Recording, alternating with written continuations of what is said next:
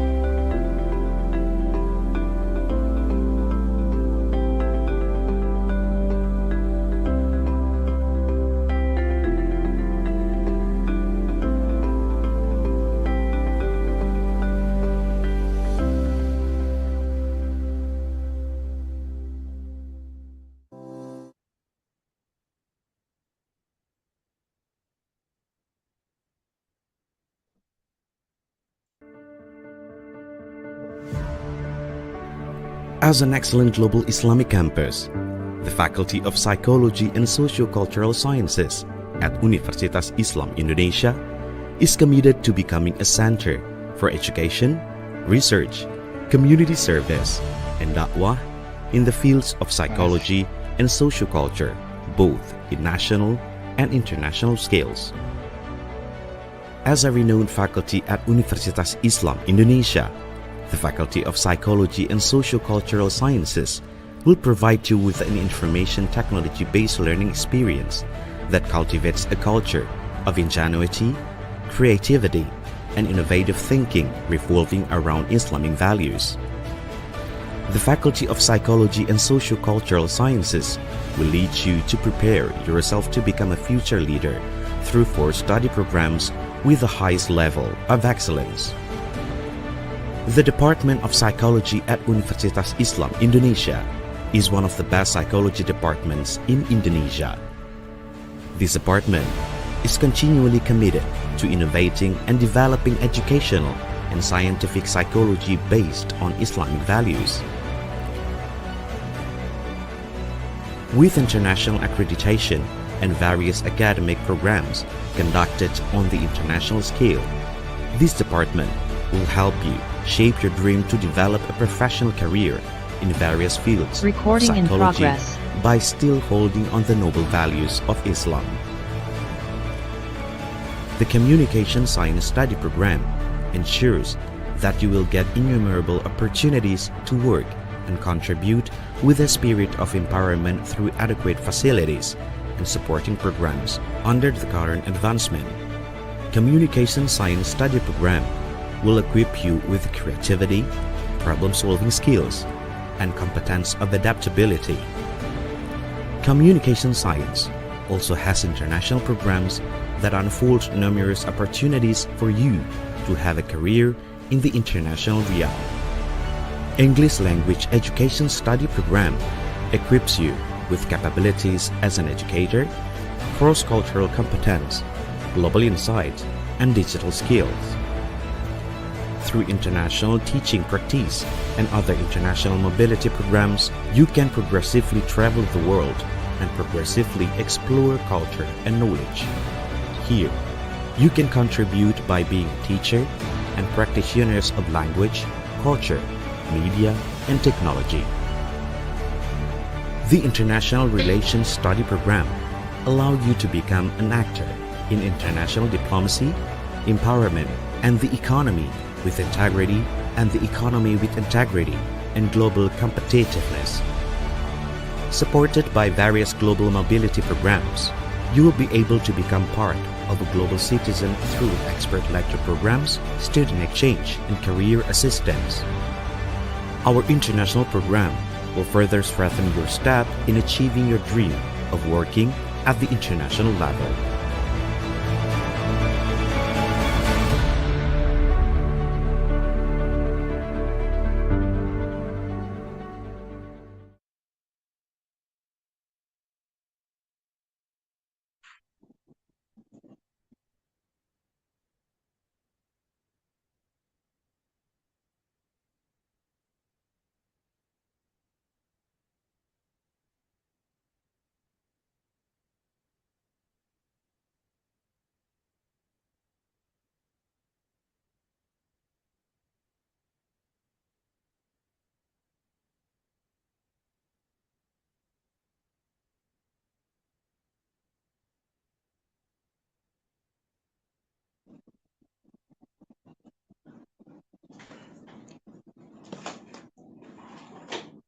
Bismillahirrahmanirrahim.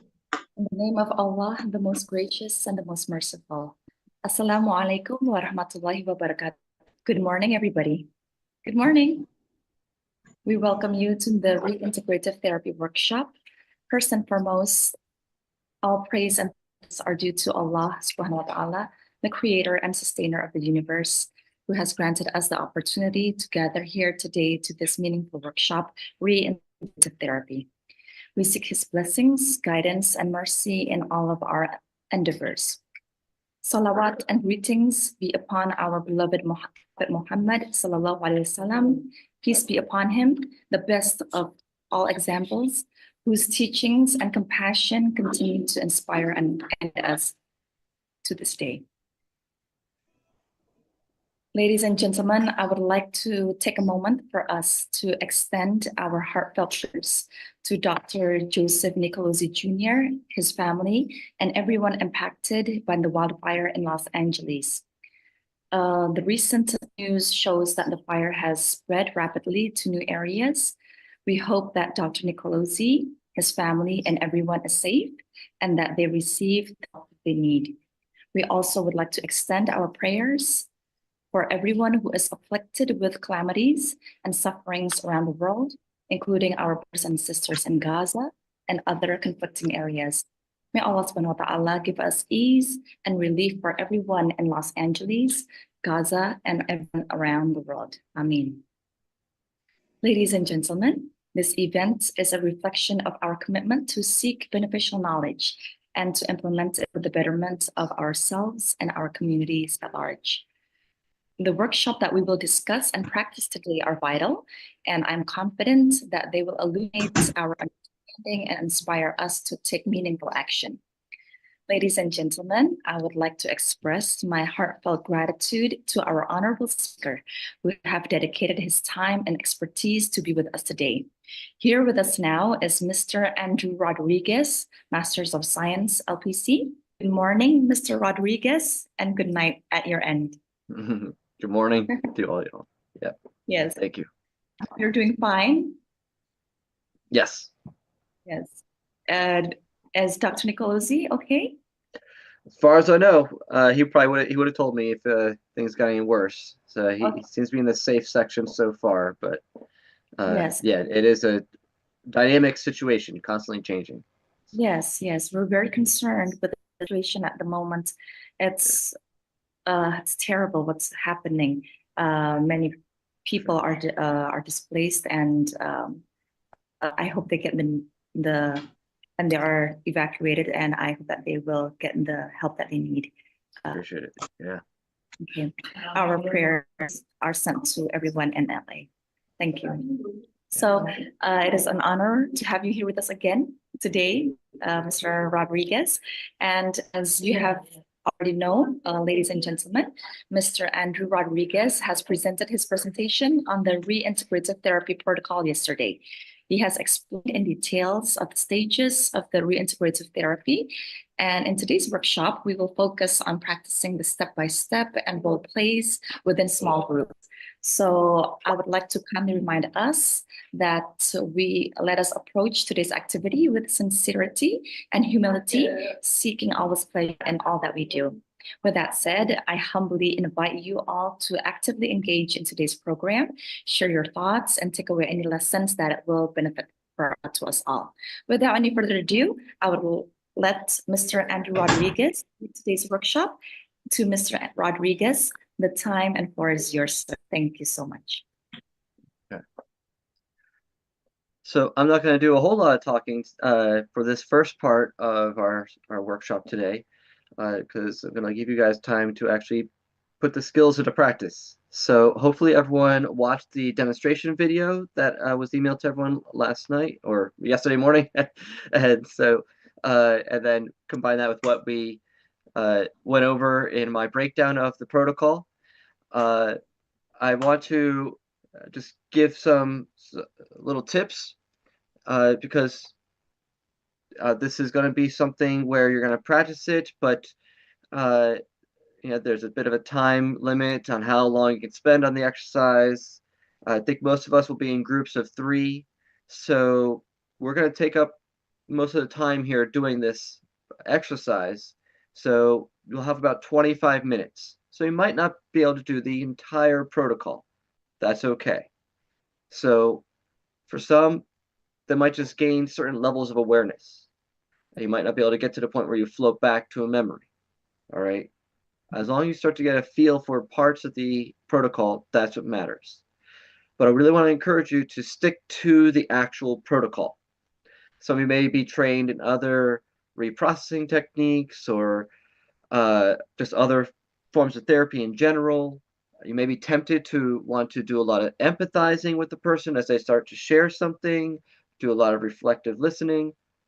You don't really need to do that too much with this. Let's just try to stick to the protocol so you can get a feel for what this is like. Hopefully everyone has the actual file with the protocol on it. I put in the chat a moment ago the 2 versions of the protocol, one for if it's a male to male or one for a male to female, like, if we're dealing with a sexual attraction issue. But even if you're using, say, a situation where someone is working on a compulsion to eat dessert too much or play video games too much, you replace the person on the pedestal with whatever the object is that they're going for, and the same steps apply. So get in touch with the desire to do the behavior, the fantasy that you have, and allow yourself to feel the feelings that are associated with the urge to do that behavior or that to go into that fantasy. So before we go, I'm open to taking a couple questions if anyone needs clarification on the protocol.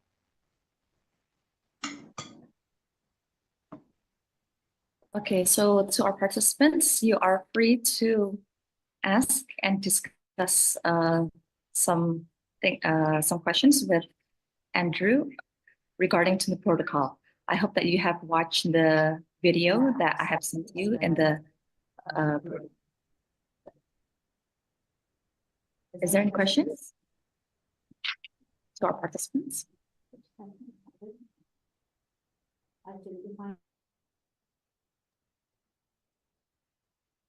Okay.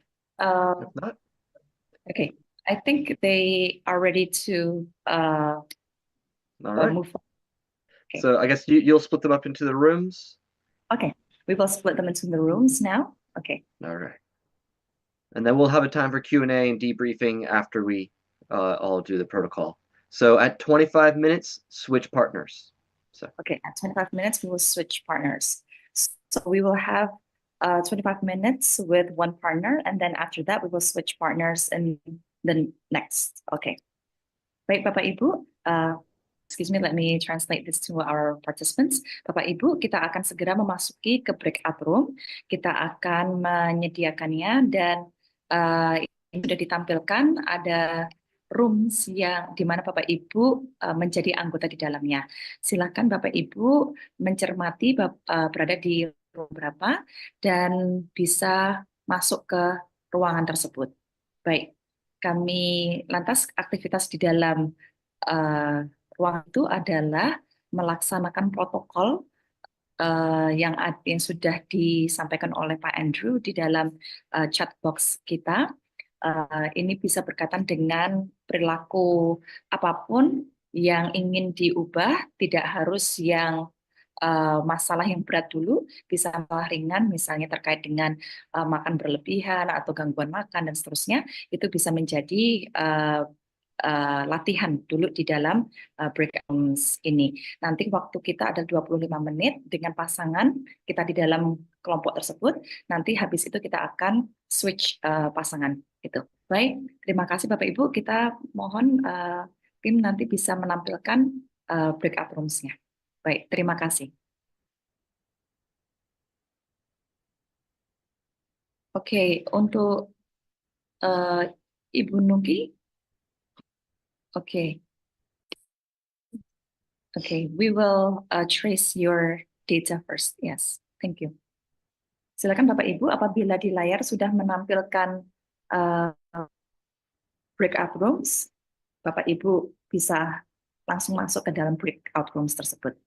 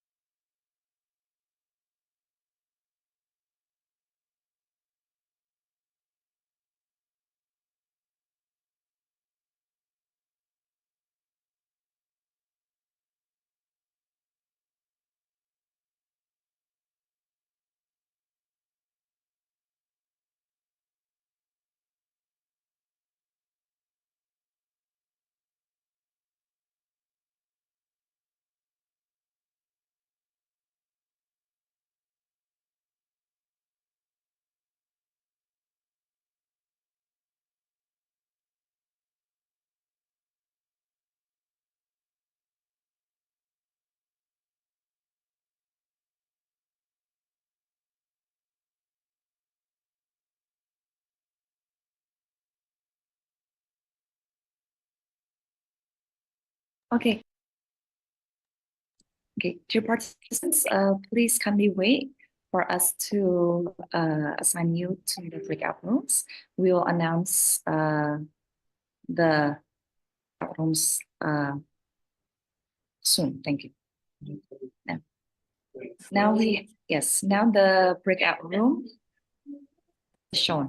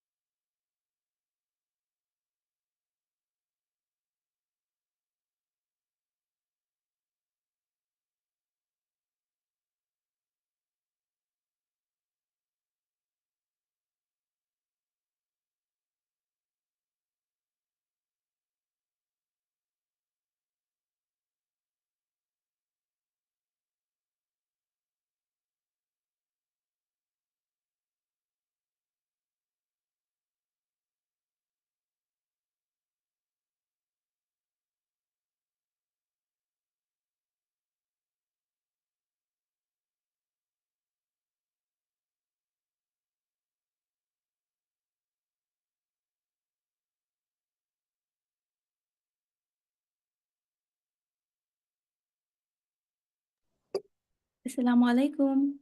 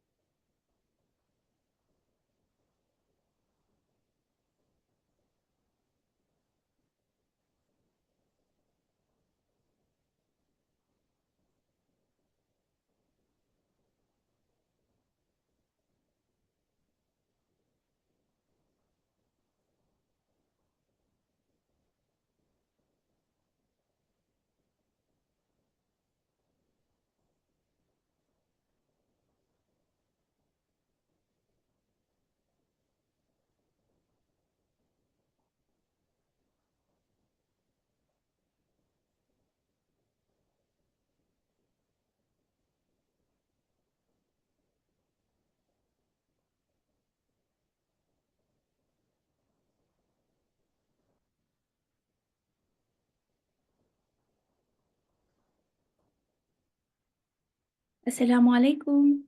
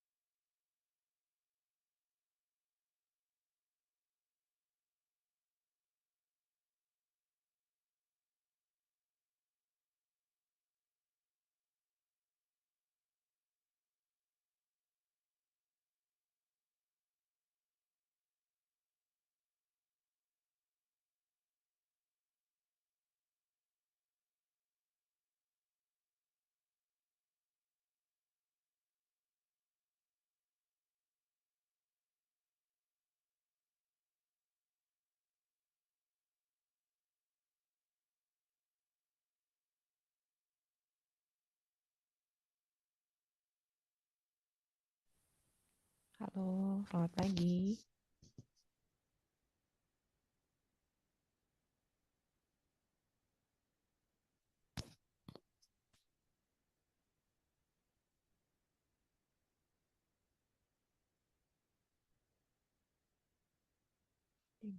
Meeting room.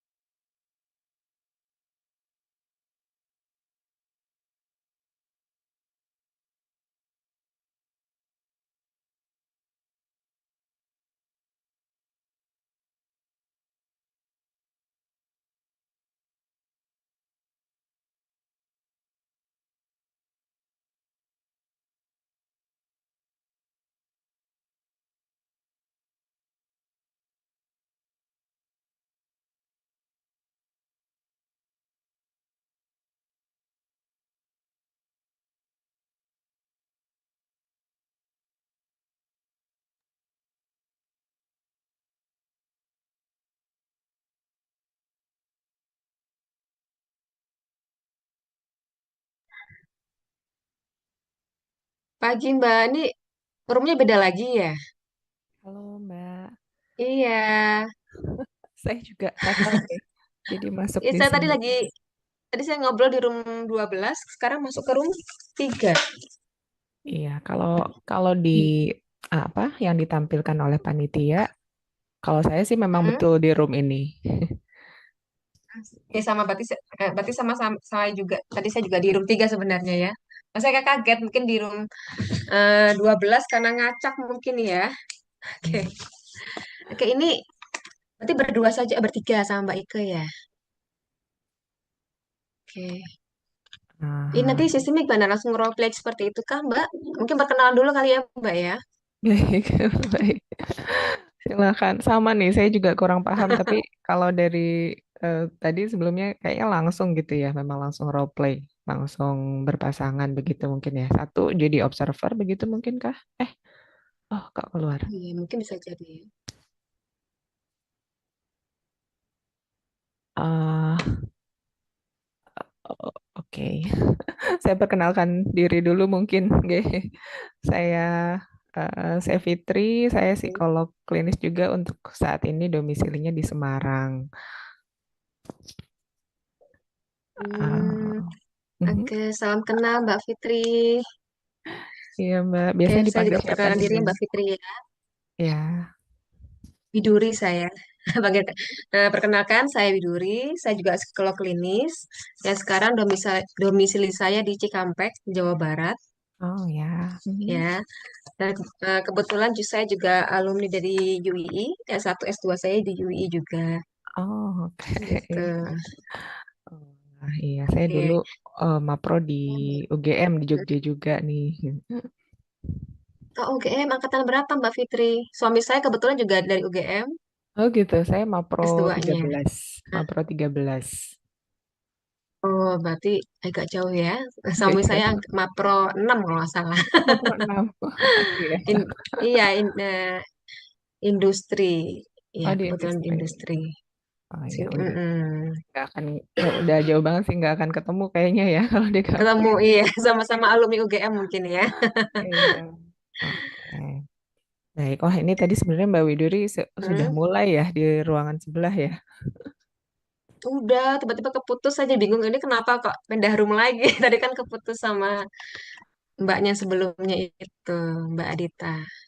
Ini Mbak Ika nggak jadi masuk. Sepertinya ada 3 ya, Mbak Fitri ya.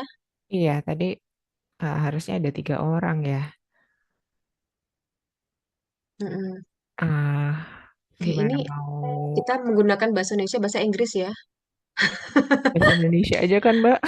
Bahasa Indonesia, iya betul. Jujur bahasa Inggrisnya masih little-little. Iya, lebih berat kalau pakai bahasa Inggris. Ya.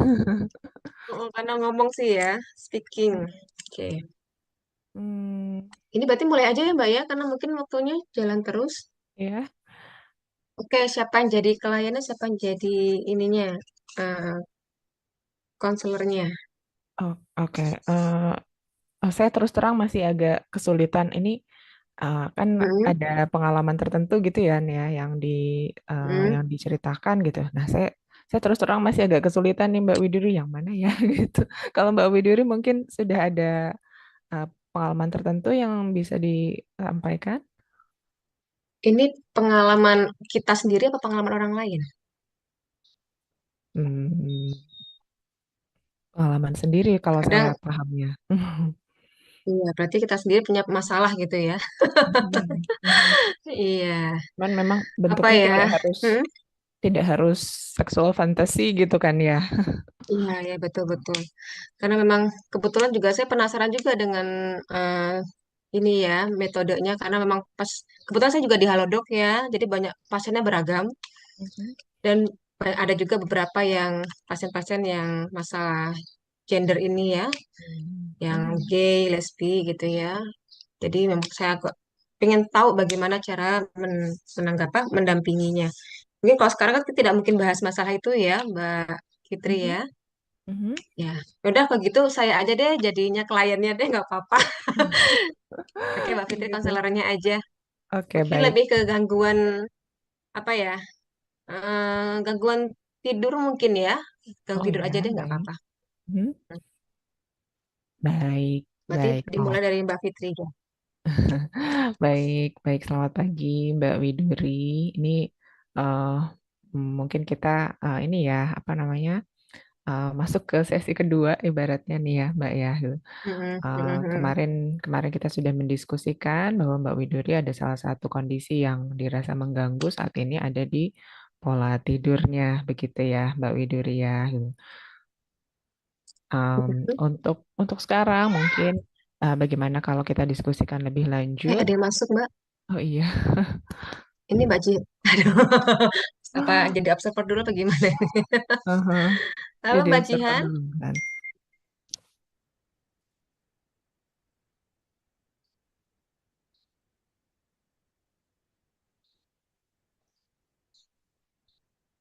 Halo Ibu, suara saya terdengar?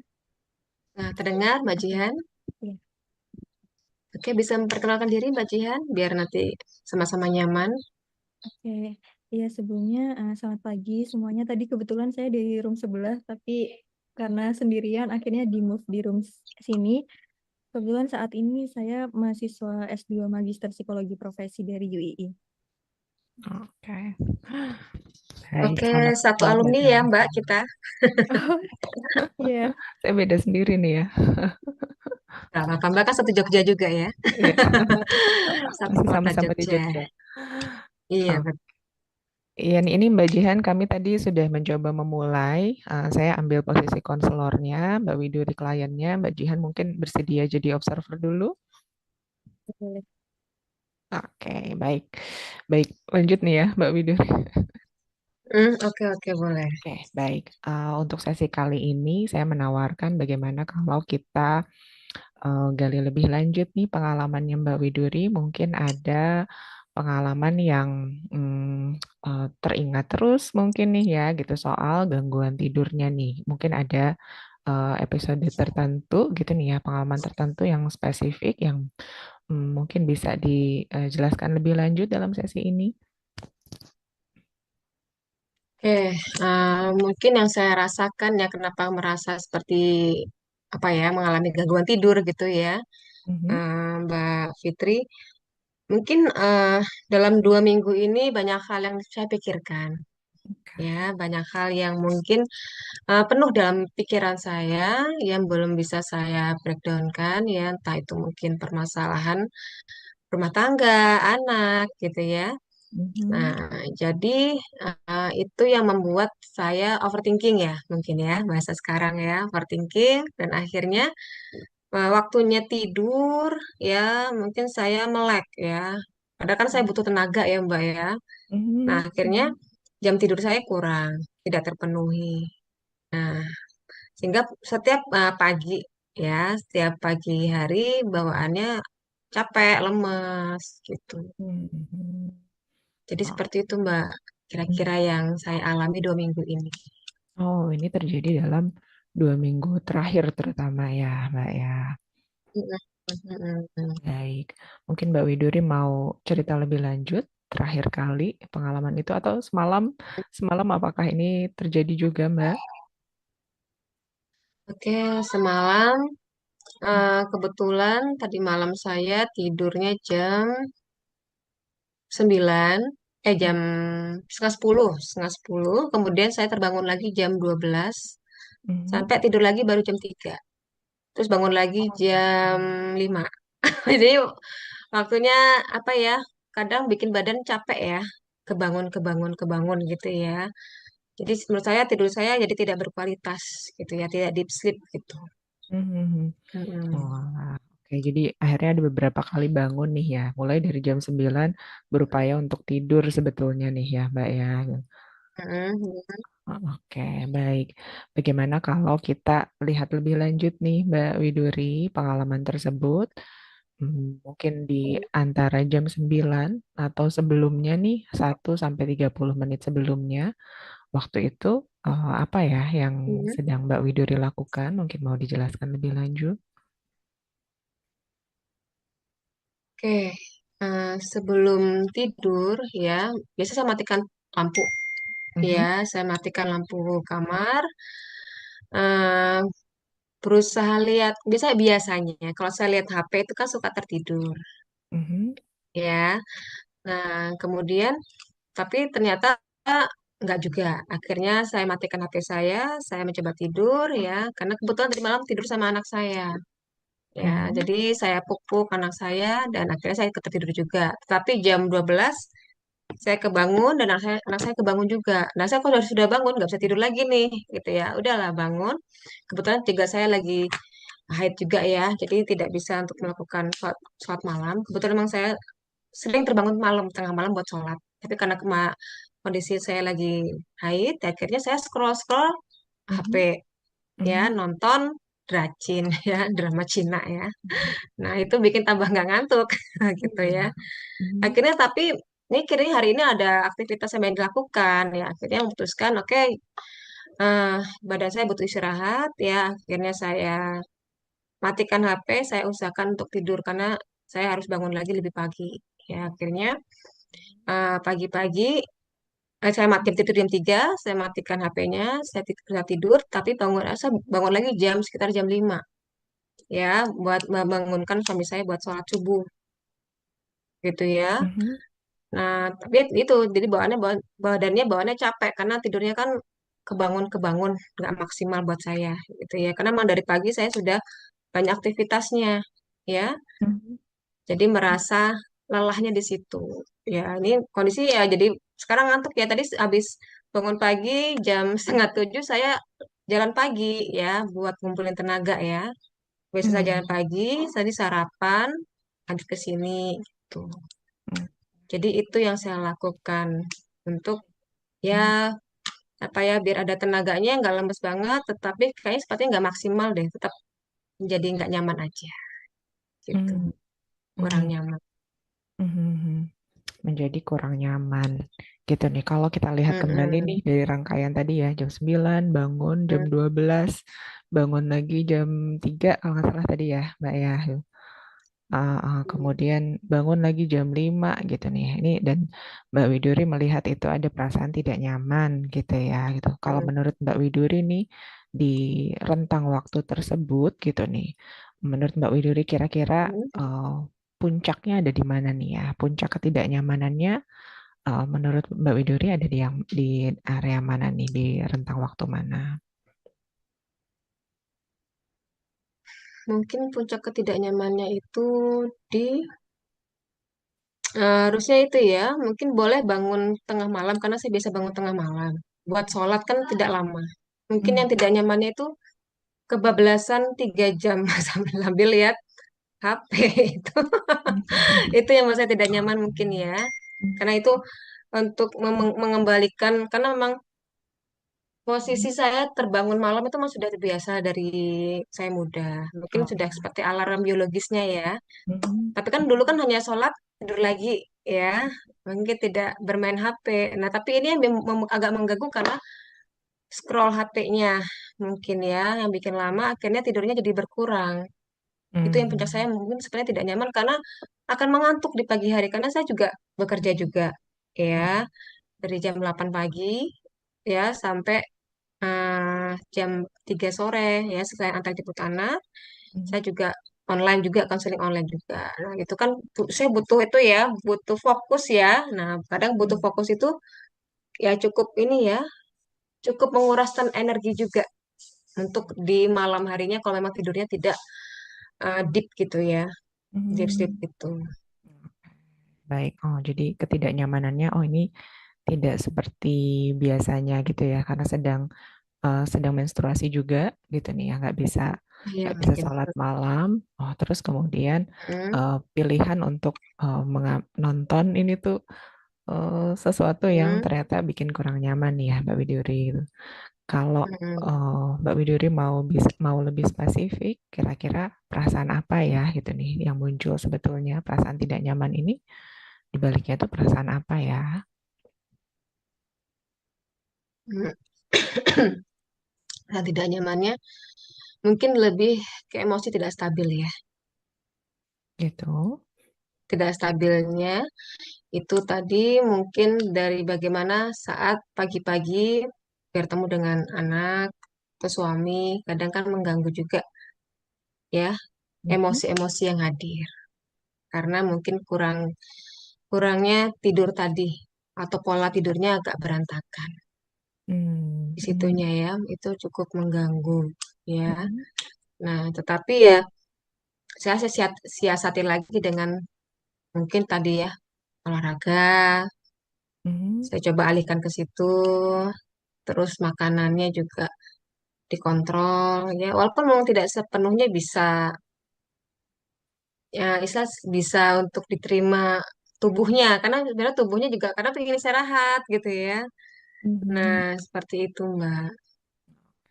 Baik, jadi justru Hmm. ini Mbak Widuri mengamati kembali setelah tadi ya, setelah fase oh jam 12 sampai jam 3 itu ada puncak Hmm. ketidaknyamanan, tapi ternyata Hmm. ada ketidaknyamanan yang lain setelahnya gitu nih ya, ketika berhadapan dengan orang-orang lain di rumah.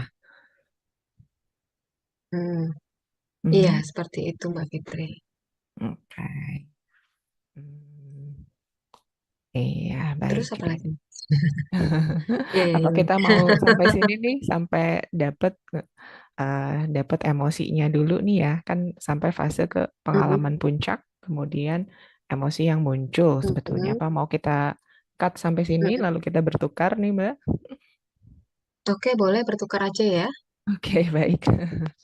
Ah, oke, karena saya juga kalau sebatas itu memang kebetulan juga saya bisa kelola juga, kadang bisa, kadang enggak ya, up and down-nya sendiri gitu ya. Kadang kita memang tahu ilmunya, kita coba sendiri, kadang kesulitan, kadang bisa, kadang Iya, seperti betul. itu. Oke. Iya. Berarti gimana nih Mbak Jihan, mau berganti? Apa Mbak Fitri atau bagaimana kita? Mbak Jihan belum respon ya, nggak apa-apa saya aja kemudian jadi klien ya, Mbak Widur ya. Oke, Mbak Jihan mau jadi konselornya? Gak apa-apa, belajar. Nah, saya observernya. Oke, boleh deh Ibu, saya coba Kak. Iya, oke ya. Oke. Silakan. Jadi Mbak Fitri kliennya, Mbak Jihan di konselornya, saya observernya ya. Iya, Oke. boleh. Ini ini kan kalau dari gambarnya ini kan perlu ada kontak mata nggak sih Mbak? Saya jadi tadi lihat juga Oh ini iya, step-stepnya. Mm. Perlu buka videonya apa enggak ya? Kayaknya kalau iya untuk buka role aja deh. play ya sebenarnya sebenarnya enak kalau bisa lihat ya. Cuman saya pikir tadi nggak apa-apa nih role play kan gitu nih. Jadi Hmm. nggak apa-apa gitu. Ya, saya buka deh, nggak apa. Kita perempuan buka aja. Sebentar. Oke. Oke Mbak, tadi saya belum buka ininya videonya karena saya baru lihat nih HP-nya kok ada kontak-kontak mata juga. Nah, Oke, oke, uh-uh. bisa dimulai Mbak Jihan ke Mbak Fitri, saya observer sini ya. Hmm. Hmm. Selamat pagi, halo Mbak Fitri. Dengan Mbak Fitri benar? Betul. Selamat pagi Mbak Jihan. Iya. Gimana Mbak Fitri kabarnya hari ini? Alhamdulillah baik. Seperti yang kemarin udah dibicarakan ya, hari ini mungkin kita ada sesi konseling. Mungkin nanti kita bisa bareng-bareng nih diskusi, siapa tahu bisa sedikit membantu Mbak Fitri dalam menjalani aktivitas sehari-hari. Kalau dari Mbak Fitri sendiri, mungkin dari keluhan yang disampaikan kemarin, boleh diceritakan secara lebih lanjut, kira-kira hal apa sih yang akhir-akhir ini mengganggu Mbak Fitri, atau mungkin membuat Mbak Fitri merasa tidak nyaman dalam beraktivitas? Hmm. Em, Sebetulnya ini sih ya lebih kepada ada habit yang saya pengen bangun tapi berat gitu nih. Nggak untuk menjaga konsistensinya ternyata susah gitu nih. Oh, eh, saya itu pengen pengen ini ya, pengen punya habit olahraga sebetulnya, Jihan gitu. Cuman ya gitu ya, memang memang dari kecil sebetulnya dikelilingi dengan orang tua yang senang olahraga gitu. Sekarang juga suami senang olahraga gitu ya gitu. Dan kalau saya senangnya goler-goler gitu kan. Jadi jadi walaupun misalnya ayo jalan gitu kan atau ayo apa namanya yoga yang ngikutin dari YouTube di rumah gitu kan gitu sesuatu yang bisa diakses tuh tetap aja gitu pada akhirnya misalnya bisa berlanjut 1-2 minggu gitu. Terutama kalau sudah ketemu menstruasi ya gitu. Itu biasanya setelah menstruasi itu udah kabur deh gitu. Udah balik lagi goler-goler lagi gitu deh sayanya gitu. Jadi Oke. jadi itu sih gitu. Saya berulang kali gitu dan sekarang saya lagi nyoba lagi nih gitu. Kak, saya di Semarang tuh lumayan panas ya gitu nih ya cuacanya. Jadi pengen memulai lagi dari awal gitu kan ya. Dan olahraganya akhirnya jalan cepat gitu. Tapi kalau keluar itu banyak gangguannya gitu. Panas, hujan gitu kan. Oh nanti bajunya gimana gitu kan. Maksudnya apa saya sebagai muslimah tuh kan kadang mikirin gitu kan ya. Apa malu kelihatan orang dan seterusnya gitu. Jadi akhirnya memutuskan untuk beli treadmill, jalan di treadmill. Udah beberapa hari sih, 3 hari apa ya? Baru 3 hari, baru 3 hari memulai. Tapi khawatir, oh ini bertahan sampai kapan ya? Kayak gitu tuh Mbak Jihan, concernnya sekarang gitu. Ya, jadi memang sebenarnya udah punya niat ya Mbak ya, niat buat olahraga, apalagi lingkungan sekitar, orang-orang di sekitar Mbak Fitri juga Mm-mm. udah memang habitnya emang udah sering olahraga, cuma memang walaupun apa ya, maksudnya baru berniat dan belum bisa konsisten terkait hal itu ya Mbak ya. Ya. Tapi sejauh ini berarti memang udah mencoba, cuma beberapa hari aja ya Mbak ya. Mm-mm. Oke, Paling lama ya hitungan minggu gitu. Ya oke. seperti itu Mbak. Ya, kebetulan kan itu emang udah jadi niat utama yang sebenarnya udah Mbak Fitri berusaha buat ngejalanin hal itu, tapi emang masih sulit ya Mbak ya. Tapi dari Aha. kepikiran niat-niat yang tadi ya Mbak ya, Aha. gimana sih jadinya kan itu nggak bisa terrealisasikan, jadinya apa sih yang Mbak Fitri rasain terkait dengan aktivitas itu yang sampai sekarang cukup masih menjadi goals yang pengen dicapai itu.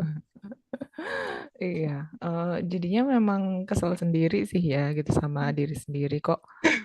Aduh, padahal kalau secara logika paham gitu itu sesuatu yang penting gitu kan, sesuatu yang bermanfaat. Tahu diri juga seringkali menyarankan klien untuk eh, ini ya gitu, untuk punya rutinitas olahraga gitu kan, untuk ngejaga kondisinya dan seterusnya gitu. Tapi kok saya sendiri susah jalanin ya gitu. Aduh, ngomongnya doang nih gitu, minta tolong orang lain gitu kan ya. Tapi buat sendiri susah gitu. Jadi mungkin eh, jadinya di situ ada kecewa sama diri sendiri, ada merasa bersalah gitu. Kok saya rasa dua perasaan itu yang kemudian dominan muncul kayak gitu nih. Jadi setiap kali udah nih nggak mau males lagi gitu ya. Ya, akhirnya gitu loh. Kok gitu kan? Loh kok gini sih gitu nggak bisa konsisten gitu Mbak.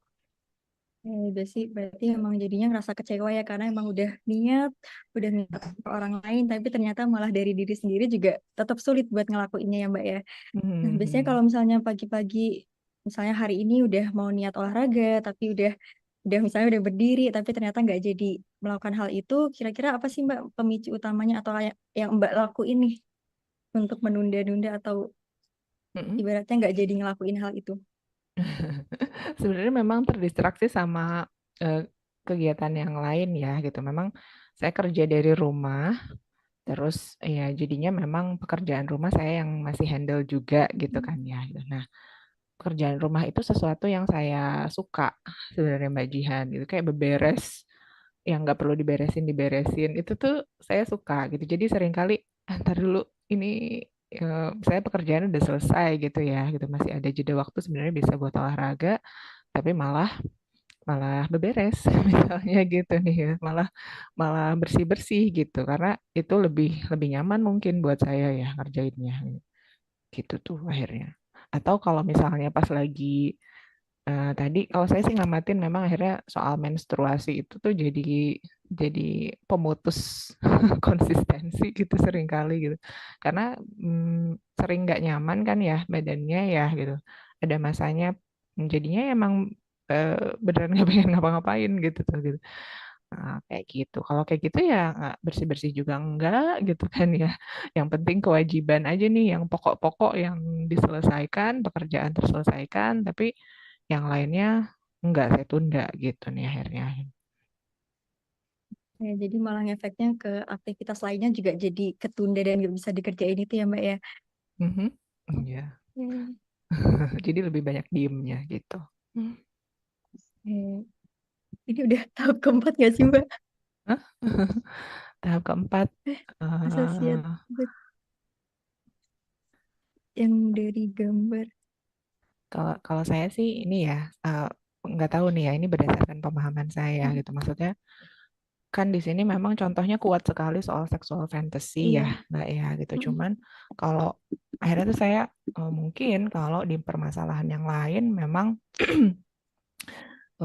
tetap kayaknya tetap perlu ambil pengalaman tertentu gitu nih ya, yang kita ulik beneran di situ perasaannya seperti apa dan seterusnya gitu sehingga nanti bisa tadi ya, bisa ada proses ini ya di tahap yang visualisasi apa ngelihat mata gitu ya, ambil sudut pandang orang ketiga gitu nih, ya itu dimulai dari pengalaman tersebut, dimulai dari fase itu gitu nih, gitu. Sehingga bisa mundur ke belakang. Kalau saya pahaminnya gitu nih, nggak tahu nih kalau gimana kalau menurut Mbak Widuri sama Mbak Jihan. Kalau menurut saya sama sih Mbak. Ini emang lebih mengambil traumatik masa lalunya karena kan Mhm, nggak ujuk-ujuk langsung seperti ini orangnya ya. Pasti ada suatu mhm, hal yang membuat dia menjadi ya ini memutuskan jadi seperti ini ya mungkin dengan pengalaman-pengalaman hidupnya di masa lalu. Ya ini kan kalau mhm, kita kan cuman kayak ya umumnya normal ya permasalahan normal bermasalah gitu ya normal bermasalah gitu ya. Jadi memang agak untuk step-stepnya mungkin lebih ke step ini ya ke step kedua ya satu dua ya. mhm, Karena mhm. lebih hanya Bisa di situ menceritakan aja betul. dulu situasinya, kondisinya. Jadi untuk deepnya, untuk kenapanya, apakah mungkin ada traumatik sebelumnya sehingga terbentuk perilaku sekarang, mungkin dengan pola asuhnya atau luka pengasuhan atau yang mungkin chat dan segala macamnya itu ya Mbak ya. Itu juga saya lihatnya kalau dari step-step di sini sih seperti itu ya. Jadi eh, kita masih di tahap 2 kayaknya ya. Kayaknya. Tapi nggak tahu juga. Tergantung menurut Iya. Mbak Fitri sama Mbak Jihan aja. Iya, Mbak Jihan kayak gitu juga Iya. kan, sepakat kan? Iya mungkin karena emang masalahnya normal bermasalah aja ya Mbak ya. Jadi agak agak berat gitu ya Mbak ya. Atau mungkin kita Ya terus coba juga iya. Atau mungkin Iya. nanti kita coba role play pakai masalah yang lebih. Maksudnya bukan masalah yang kita alamin gitu Mbak. masalah klien gitu ya. Oke, Iya. masalah klien saya aja. Kebanyakan klien saya itu bermasalah di gender ini. Karena kemarin juga ada masalah hubungan apa ya, lesbi, di mana mereka ingin keluar tetapi penuh dengan ada ancaman. Satu Hmm. tempat kos, satu kerjaan, dan itu agak sulit ya untuk keluar dari itunya. Mungkin seperti itu kali ya. Itu Mhm. gimana kalau bawa masalah klien? Boleh nggak cara kode etiknya? Ini gimana nih buat Mbak Fitri? Ah. Itu udah berapa kali sesi Mbak Widuri? Nah itu, karena itu kan kena online ya Mbak ya. Rata-rata Aha. sih sekali sesi. Ada ya sih yang Sih. ada yang sampai empat kali sesi ada. Itu permasalahannya dia ini apa ya namanya porn pap pap apa papnya dengan gambar porno gitu. Mhm. Nah itu udah tiga kali, empat kali, dan yang Mhm. keempat ini dia menemukan Tuhannya. Yang pertama dia nggak kenal Tuhannya, kebetulan Oh. Kristen orangnya. Mhm. Ya, dia itu pelangi, ya, Mhm. dia punya grup pelangi dan dia keluar dari grup pelanginya, dia berusaha untuk mencari jati dirinya dan akhirnya dia menemukan Tuhannya. Itu udah empat kali sesi. Hmm. Mhm. Oh, kalau ini ya, maksud saya Hmm, gini, apa namanya? Kalau pakai kasusnya klien, kita kan setidaknya hmm, harus punya data dulu gitu kan ya, hmm, dia hmm, perasaannya hmm, seperti apa gitu kan ya, background hmm, pengalaman dulunya hmm, gimana sehingga kita bisa coba praktekkan gitu kan ya melalui hmm, reintegratif ini. Dan mungkin kalau tadi yang 4 kali sesi hmm, buat Mbak Widuri, memang pendekatannya berbeda gitu kan ya Mbak ya. Jadi apa namanya, mungkin tidak seperti terapi ini yang menyoroti dulu sih apa namanya peaknya, Hmm, pengalaman peak ketika ketertarikannya hmm, jadi puncak itu kan ya. Oh, udah selesai hmm. kayaknya waktunya. Selesai. Berarti artinya tidak bisa lagi ya. Berarti Hmm. cukup yang tadi aja buat latihan aja ya. Mungkin mungkin sudah pahami aja intinya mungkin seperti itu ya. Gitu ya Mbak Fitri ya. Ya, mungkin kita memang kesepakatannya di sini ini soal memang untuk ini ya, untuk adaptasi ke masalah yang lain selain yang sexual Hmm. attraction itu tuh mungkin tetap digali pengalamannya gitu ya, yang spesifik dan berangkat Ya dari nggak bisa situ. pengalaman orang lain. Hmm. Oke. Ini kita tunggu. Makasih banyak Terima ya Mbak kasih. Fitri, Mbak Jihan. Mbak Jihan udah keluar ya? Oke. Gitu. Oke, Oke, terima terima kasih kasih banyak Mbak Mbak Fitri. Widuri. Salam Ya, kenal. kenal juga Mbak Fitri. Iya, Ini kita kemarin gimana kalau live? Live room ini ya? live room kayaknya bisa. Iya, ya. Mari Mbak. Saya. Iya, mari Mbak.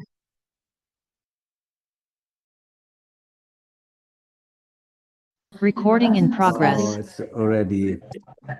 Wow, lalu Aku lagi ini nonton itu. Aku suka Okay, then. mana ini tadi nih yang grup saya ini lagi seru ngobrolnya. Waktunya udah habis ternyata. Baru dengar cerita loh padahal. Kita lagi Karena gangguan dari sini. Kita lanjut di sini aja kali ya Pak. Pak Bagus ini teman saya satu angkatan nih Mbak. Pak Bagus Oh, Riau. Masya Allah. Oh. Saya ngikutin beliau kalau lagi ada kegiatan. Saya berkarir jadi dosen. Saya di tentara. Sangat berbeda. Oh, Pak Nuslan. Ya, Gimana kabarnya Assalamualaikum Mas Pak Bagus. Krishna? Selamat ketemu lagi. Suaramu kok kayak Pak Yulifa. Ya, ya siap. Nanti Saya siap kita monitor Pak Bagus. lanjutkan temu darat nih. Ya, nggak Iya sampai. Pak Bagus. Ini pas lagi seru ini. Loh, kok Enggak, lagi? Mbak. Lanjut yang Kok Mbak. disuruh lagi join ke Tambah lagi, join lagi. Ayo, join lagi. Suruh ke breakout room lagi. Oh iya. Join lagi kita. Ayo Pak, kita Mbak, ayo kita lanjut lagi. Jadi disuruh ke breakout room lagi.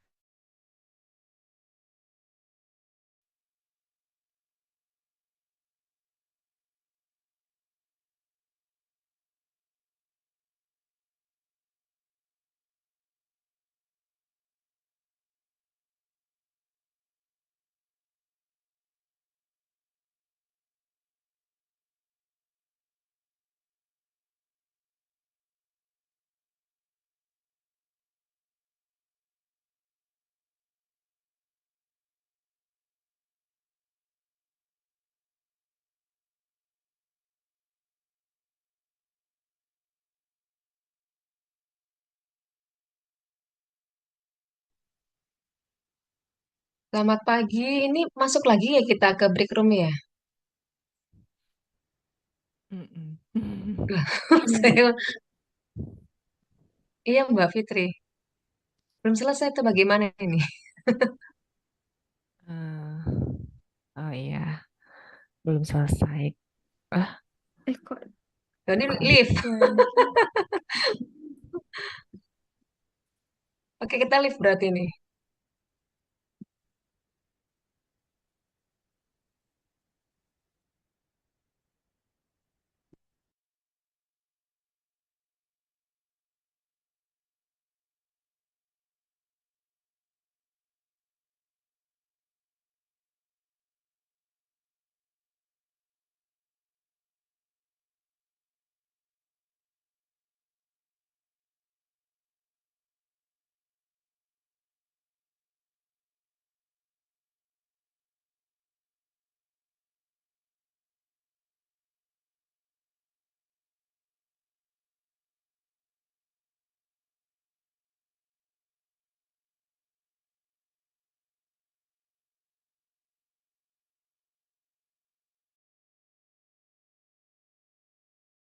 Recording in It progress. keeps on asking the participants to leave the breakout room automatically, and then automatically also they ask the participants to join the room again. So, okay. Okay. Okay, All right. So we can work around that then. Okay, so I'm so sorry. Okay, dear participants, Bapak Ibu, we find that there is a technical problem in which somehow the Zoom has Nanti arah-arah tuh siapa sih? Tadi tuh aku keluar the okay we the Zoom has automatically asked the participants to come back to the main room, and then so somehow we don't understand that the participants is then assigned back to the breakout room. So but we did see that in some breakout rooms they have already started to implement the protocol that you have asked them to practice. So Okay. perhaps maybe you would like to ask them how it has gone, and maybe Yeah. after this we can come back to the breakout room again. Thank you. Yeah. So for those of you who were the therapist, if you could share a little bit what the experience was like, if you had any difficulties of any parts. Yeah. I have my own alarm for when it was time to switch. So who would like to share a little bit about what the experience was like as the therapist? My therapist was Sister Fadilah Zahra. She's here. Maybe Sister Fadilah can tell your experience in dealing with my case. Boleh pakai bahasa Indonesia, Ibu? Nanti dibantu Bu Nadia. Oke, baik. Iya, jadi tadi saya sebagai terapis di breakout room 11 bersama Bu Emi dan rekan lainnya, di situ punya kesusahan di bagian fase yang ketiga, yang apa namanya gaze itu gimana. Terus kemudian yang kedua adalah untuk apa ya, sebentar. Kalau dari gambar yang tadi sudah di-share dan protokol yang sudah di-share itu kan ada 6 ya. Nah, di 6 protokol ini nih apakah harus terlaksana dalam satu waktu atau misalkan di sesi 1 itu bisa 2 pertemuan atau bagaimanakah? Seperti itu. Mungkin Bu Emi ada yang mau ditambahkan, Bu? Okay, I will let Bu Nadia to do that. Okay. Translate. So Andrew, I'd like to translate it for you. So Sure. In her Ms. Fadila has practiced up to the third step, and she would like to ask whether she's having a hard time at the third step, and she would also like to ask if does all of the 6 steps must be conducted and all at one time, or can it be conducted, like let's say the first and 2 steps be conducted within one session, and then we will come back to another session to continue the next step. Thank you. That's a good question. There are times where you don't get to go through the entire protocol, and so you can choose to pick up where you left off next session. So we don't want to rush the protocol. It's more important that clients learn just to feel their feelings and to identify things as they go along. And so whatever comes up, that's what you work on.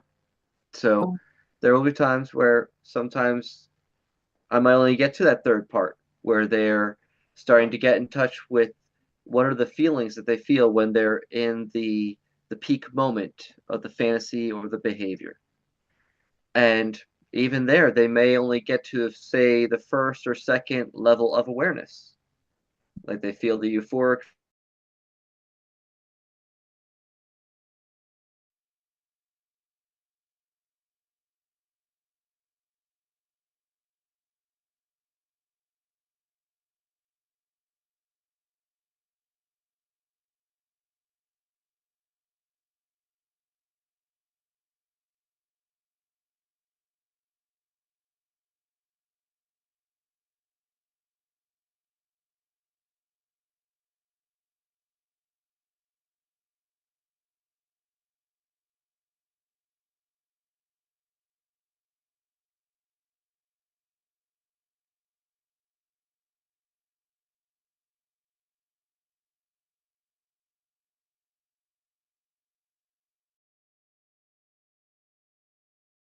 pada setiap Recording in tahapan, progress. khusus pada tahapan yang ketiga tadi itu betul-betul dipastikan dia bisa sampai pada puncak rasa itu. Pengalaman itu harus terasa betul. Baik, sehingga kalau tidak bisa selesai pada satu sesi, bisa dilanjutkan pada sesi berikutnya. Thank you. Okay, so perhaps maybe, okay, Andrew, you would like to, maybe the participants would like to discuss something from their discussion. Yeah, if I just want to check in because we do have a smaller group than we had yesterday. So was everyone in a group of 3 or was everyone in groups of 2? They were in 3s? Oh. Okay. Yeah. So I just want to check, did anyone not get a chance to be the therapist? And if that's the case, if not everyone got a chance to be the therapist, then if we're able to still go back into the breakout rooms for them to do that, then I think we could do that. But if we're having too many technical difficulties, then we can just do more discussion at this point. Oh, I think we can still have time for the other participants to become the therapist, and we can assign them to the breakout room. But before we proceed, But I have a question. Yes, there's a question. We found difficulties in the stage where we had to to trace it from the earlier experience, like we let the client to see him or herself in their younger time. I don't know if if understanding is correct, but I thought because the case was about using social media, and these days social media also give us like vicarious trauma because of seeing sufferings of other people. And when we want to take him to earlier time, and there was no such social media, so and I don't know if this kind of step was correct, when we had to do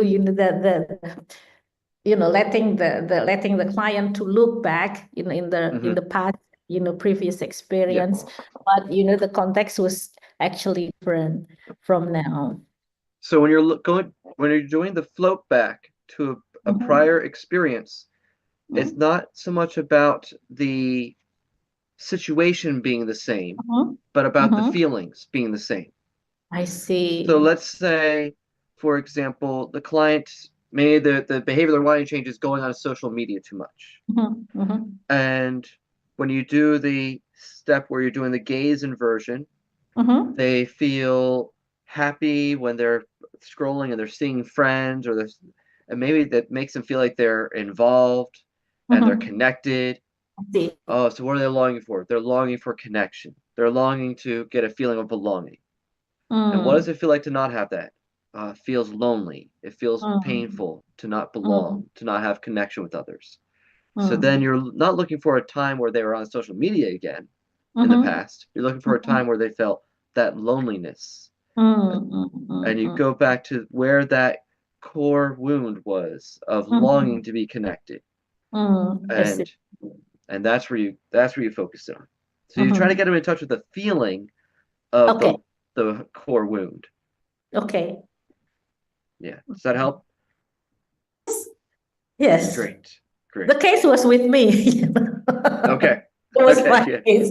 So Thank you, Dr. Amin. Now we would like to give the opportunity to our participants, Ms. Fitri and Ms. Laura. Please, Ms. Fitri first. Thank you. Baik, terima kasih atas kesempatannya. Saya izin untuk menggunakan bahasa Indonesia. Saya ingin bertanya, kalau dalam terapi ini, untuk klien yang kemudian masih kesulitan untuk menyampaikan perasaannya, gitu, dia masih misalnya kesulitan untuk mengidentifikasi sebenarnya tuh yang dirasakan apa. Misalnya bilangnya adalah ngerasa nggak nyaman, misalnya sesuatu yang masih umum gitu. Dan sebagai terapis, sebetulnya kita bisa berempati bahwa oh di baliknya nih sebenarnya ada rasa yang lain, misalnya rasa bersalah atau kecewa begitu kan ya gitu. Nah, tapi kalau dalam sudut pandang terapi ini, apakah hal seperti itu boleh kita refleksikan misalnya untuk membantu klien atau memang kita membatasi nih sampai klien itu menemukan sendiri gitu, atau kalau kalau misalnya tidak bisa direfleksikan, katakanlah upaya apa nih upaya seperti apa nih yang bisa kita lakukan untuk membantu klien mengidentifikasi perasaannya, seperti itu mungkin. Terima kasih. Right, terima kasih Bu Fitri. So I will translate. So Ms. Fitri has asked during this therapy, sometimes we may meet a client in which they have very difficulty to express their feelings. Sometimes they only express their feelings in very general terms, like I just feel discomfort. But then we know that there is more to the feelings than just discomfort. So is it okay for us to help them reflect on their feelings, or should their feelings be generated from the client itself without any intervention from us? But is that allowed or not? If it is allowed, then okay, we can proceed. But if it's not allowed, then what tools or what methods should we use? Thank you. Okay. No, it's a really good question, because yes, a lot of clients will have difficulty going into their feelings. So what I said earlier was don't spend a whole lot of time doing like reflection skills, but that's more like once the person is getting their feelings, you don't have to do a lot of like reflective listening once they've already identified it. But when someone is having difficulty identifying and naming their feelings, then you might need to be a little more active and help them with identifying the feelings. One of the main ways we help clients do that is having them go into their body. So when you say you feel anger, okay, scan your body. What does it feel like in your body when you feel anger? Okay, it helps you know if they're accurately feeling that. Sometimes they just say a word, oh, this is my emotion. I have one client where he literally is typing in the computer in a thesaurus or a dictionary. He's looking for words for emotions because he's so unfamiliar with his emotions. So he has to do research. I'm like, all right, what am I feeling? And I'm like, are you really feeling that? Or are you just telling me what you think I want to hear? So take your time. It's really important for them to identify, yes, this is the emotion. This is what I feel. And when they have difficulty with that, having them check their body to see what they feel in their body. Well, I feel tightness. Okay, where do you feel the tightness? Okay. When have you felt that tightness before? Okay, so what emotion do you think that is related to? All right, tightness in my chest. And what you'll notice that when you do this work a lot is that certain feelings in the body are related to certain emotions. So that's one of the most important things to do, is help them at least identify the emotion. If they can't do that, then it does become a barrier to doing the rest of the protocol. So sometimes all we do is get to the point where we identify the emotion. And if that's all we do that session, then it's a job well done. So. Okay, thank you Andrew. Jadi begitu Bu Fitri, kadang kalau kita sulit untuk klien yang susah, maka kalau bisa kita mencoba untuk mendalami dan identify perasaan apa. Kalau dia masih susah untuk menyebut perasaan apa yang dia rasakan, biasanya metode yang sering digunakan adalah untuk melihat pengalaman biologis yang dirasakan. Jadi misalnya dia merasakan dada saya sesak gitu ya. Oke, dada saya sesak. Oke, karena kadang kita khawatir kalau nanti klien itu hanya mengatakan sesuatu yang dia pikir ingin kita dengar, padahal bukan sesuatu yang benar-benar dia rasakan. Nah, jadi sehingga penting untuk memastikan bahwa emosi yang dirasakan adalah itu, dan cara untuk mengeceknya adalah dengan menanyakan di area tubuh mana di mana dia merasakan hal tersebut. Karena tubuh kita itu area tubuh tertentu akan merespon terhadap emosi tertentu begitu. Nah, jadi sehingga kadang ada sesi tertentu kadang satu sesi itu memang bagi klien yang susah untuk mengutarakan perasaannya itu butuh waktu ya satu sesi itu sendiri hanya untuk bisa mengidentifikasi perasaannya itu. Baik, semoga membantu Ibu. Terima kasih. We have 3 more. Is that okay, Andrew? Sure, and I have to remember to keep my answers shorter for you. Okay. So sorry about that. Gave you a lot to No, it's okay. to translate. Okay, it's okay, Andrew. And then next, so wonderful. We have Miss Laura and Miss Arum and Miss Niza. Maybe Miss Laura first. Thank you. Okay, thank you, Mr. Rodriguez, and also let me to have a questions regarding our practice before. Actually, I even practice regarding the regression for the transpersonal psychology therapy. Regression, I think it's almost the same with this therapy. But I think the difference is when you to do the regression, we have to close our eyes or the client close their eyes. But in this therapy, we need to open the eyes. So I just want to know your point of view. When the client need to open the eyes and take a look inside themselves, how they can trace their feeling and emotion or maybe the activating event. Because according to our experience in our practice before, the client a little bit difficult to describe or take the moment what is the trauma in the past time. So it sounds like the trauma happens just in the recent moment, when I try to attract again to the past experience, maybe in the childhood moment, but the client said there's no condition like that. Sure. If I could, I guess I need to clarify one thing. So they can do the exercise with their eyes closed. Okay. It's only with their imagination that they're imagining looking into their eyes at the peak moment. So if it helps them concentrate better, doing it with their eyes closed, that's what most of my clients do. They have their eyes closed when they're picturing themselves.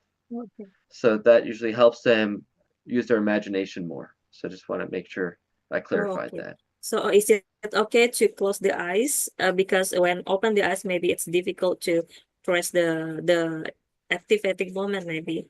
I think like that. Sure, definitely. Okay. Now, if they only bring up a more recent incident, where they say they get in touch with the unmet need or the wound, and you ask them to float back to a time where they felt that wound or that need, and they only go to say something like last week or a couple months ago, that's okay. So usually the earlier the better, but if that's what's staying out the most, just be patient. Oftentimes, just as you start reprocessing that, it might bring them back to something even earlier. But if it doesn't, just work with what you got. So we don't want the clients to think they're doing something wrong, that they're failing, if that's the only memory that's coming up. So when you do the work enough, this is what happens. When people have been through enough painful experiences, it gets really hard for them to remember them. They tend to dissociate more. So just being patient with the process, the next time you do the assignment, the exercise, more memories might come up. It just will naturally get easier over time. So, yeah. Okay. So I have another question actually. When the client say that it's just the recent condition, so it's never happened in the childhood condition. My client said like that. So according to your point of view, the trauma is just only happen in the childhood moment, or the trauma just only happen can only happen in the recent condition as well. We can say that the first experience for the person. So which one? We can see something as the trauma when it's happened in the past time, for example, in the childhood moment, or we can say that the trauma can happen in the recent moment as a first experience for the person. It could be recent. It could be. So we don't want to impose an expectation on the client. No, this has to go back to childhood. So we just want to trust the process. Whatever is underneath it will come up, and deeper issues might not come up until many sessions down the road. So just be patient and trust the process. So don't put on an expectation that it has to be something from childhood. So it would be happen in any moment, right? It's possible. My experience is that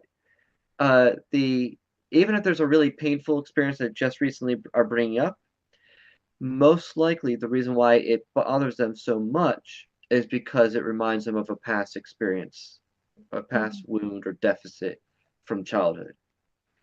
So it just might take them some time to make that connection. So we just trust the process that they'll make that connection at some point. Okay. Maybe for the last part, I would like to say it's like a sharing from my practice before with my client.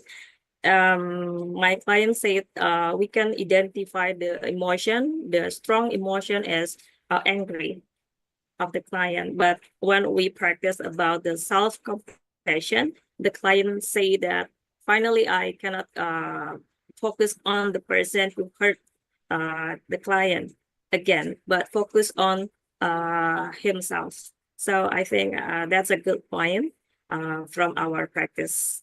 Thank you. You're very welcome. Thank you, Ms. Laura. And we may proceed to the last two questions before we come to the next session in the breakout room. We have Ms. Arum Sukma. Hello, Ms. Arum. She's my senior in Gajah Mada. Hello. Okay, please. All right. Your question. Thank you. Oke, ya izin pakai bahasa Indonesia, mungkin bisa campur-campur juga. Ini mau sharing tentang kasus-kasus terkait dengan kekerasan seksual, baik yang dialami oleh anak perempuan maupun ini anak laki-laki yang usianya mungkin nggak yang kecil, usia kecil. Itu apakah protokol ini bisa diterapkan untuk mereka atau sejak usia kapan protokol dari terapi reintegratif ini bisa diterapkan? Karena kalau di yang saya dampingin itu rata-rata kan anak-anak usia ini sih dari usia anak-anak hingga remaja begitu. Nah, apakah mereka juga bisa kita berikan protokol terapi ini atau mungkin ada bisa mix itu antara kita kan kadang-kadang pendekatannya terutama untuk klien yang punya problem mengidentifikasi emosi pasti agak sulit. Biasanya kita pakai alat-alat yang lain kayak misalnya dengan menggambar ataukah dengan alat yang tool yang memang sesuai dengan tahapan usia anak tersebut. Terus juga mungkin tadi saya tuh di kelompok di breakout room mungkin kita masih belum clear dengan tahapan-tahapan ini, makanya tadi kita tuh takut salah untuk praktis karena tadi kita baru membahas tentang isu-isu apa sih yang mau kita bahas gitu sih. Jadi untuk mungkin bisa ini sih ya. Tadi saya sudah waktu teman-teman bertanya saya juga ya dapat insight juga, ternyata tahapannya seperti ini. Jadi paling tidak kita sudah memahami step by step. Mungkin yang masih belum dipahami itu yang tahapan ketiga sampai tahapan yang selanjutnya. Mungkin nanti Andrew bisa memberikan example ataupun contoh buat kita gitu. Terima kasih. Okay, terima kasih Bu Arum. Okay, so Andrew Arum, a lot of her clients are children up to adolescents, and a lot of clients are victims of sexual abuse. So she would like to ask whether this protocol is suitable for ages childhood, or what age is suitable for this protocol. And is it okay sometimes for her clients, sometimes they have a hard time in expressing their emotion. Is it possible that that they merge, or no, not merge, but they use two different different types of methods? Let's say to identify their emotions, they can use instruments such as art for the child, and then after that, we can use this protocol. And last but not least, her question is, in her room, she didn't really get much time and chance to practice the protocol. They were only able to practice up to the second stage. So she would like for you to maybe explain a little bit further about and the examples regarding to the third stages and after that. So thank you. Okay. No, so first, that is a really good question, and probably should have clarified that in our opening presentation yesterday. That typically the reintegrative, most of the protocols in reintegrative therapy are for adults. It's not mostly for children or adolescents. There might, well, I do have some adolescent or teenage clients, and so some of the protocols may be useful for them. But if they're children, generally, I would say doing your basic trauma therapy, art therapy, great. Family therapy is usually what we're going to recommend for children. So most of our protocols just are geared toward people who are at a stage where they can reflect back on their past, not when they're still currently going through the experiences that are formative for them. Do you need to translate that? Yeah, thank you. Okay. Andrew. Okay, before I forget. Okay, so Ibu Arum, jadi memang protokol ini paling banyak digunakan untuk dewasa ya, ya untuk dewasa. Sehingga even though beliau juga punya klien yang adolescent, tapi kalau untuk anak-anak itu mungkin akan lebih disarankan menggunakan art therapy, family therapy, karena kita protokolnya lebih tepat mungkin untuk melihat ke belakang pengalaman, begitu. Ya, melihat ke belakang ke pengalamannya dan bukan pada pengalaman yang berlangsung pada masa kanak-kanak, begitu. Ya, itu sih. Okay, and maybe next, Andrew. And as far as what to do with the stage 3 with the gaze inversion? Yes. Okay. So maybe I'm thinking about let me see. Let me give an example. So my client yesterday, he brought up a pornography that he was watching, and he identified the peak moment. And in this particular peak moment, it was one in which it was two men having sex.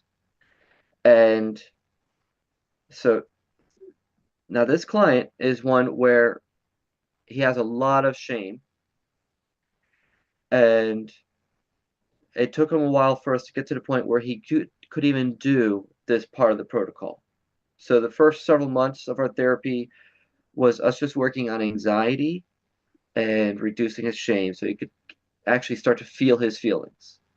So just be aware, this wasn't like something we could do early on right away.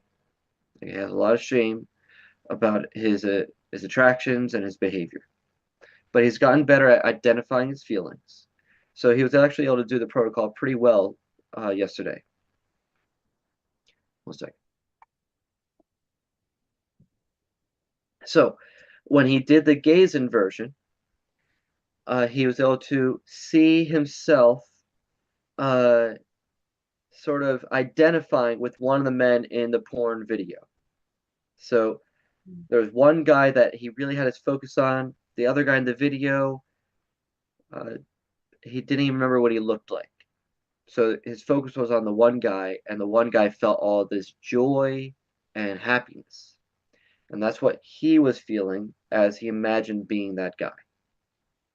So what happens as I'm taking my notes, and I ask him to do the gaze inversion, I just write down number 1, joy. Okay, so that's level 1 of awareness. Okay.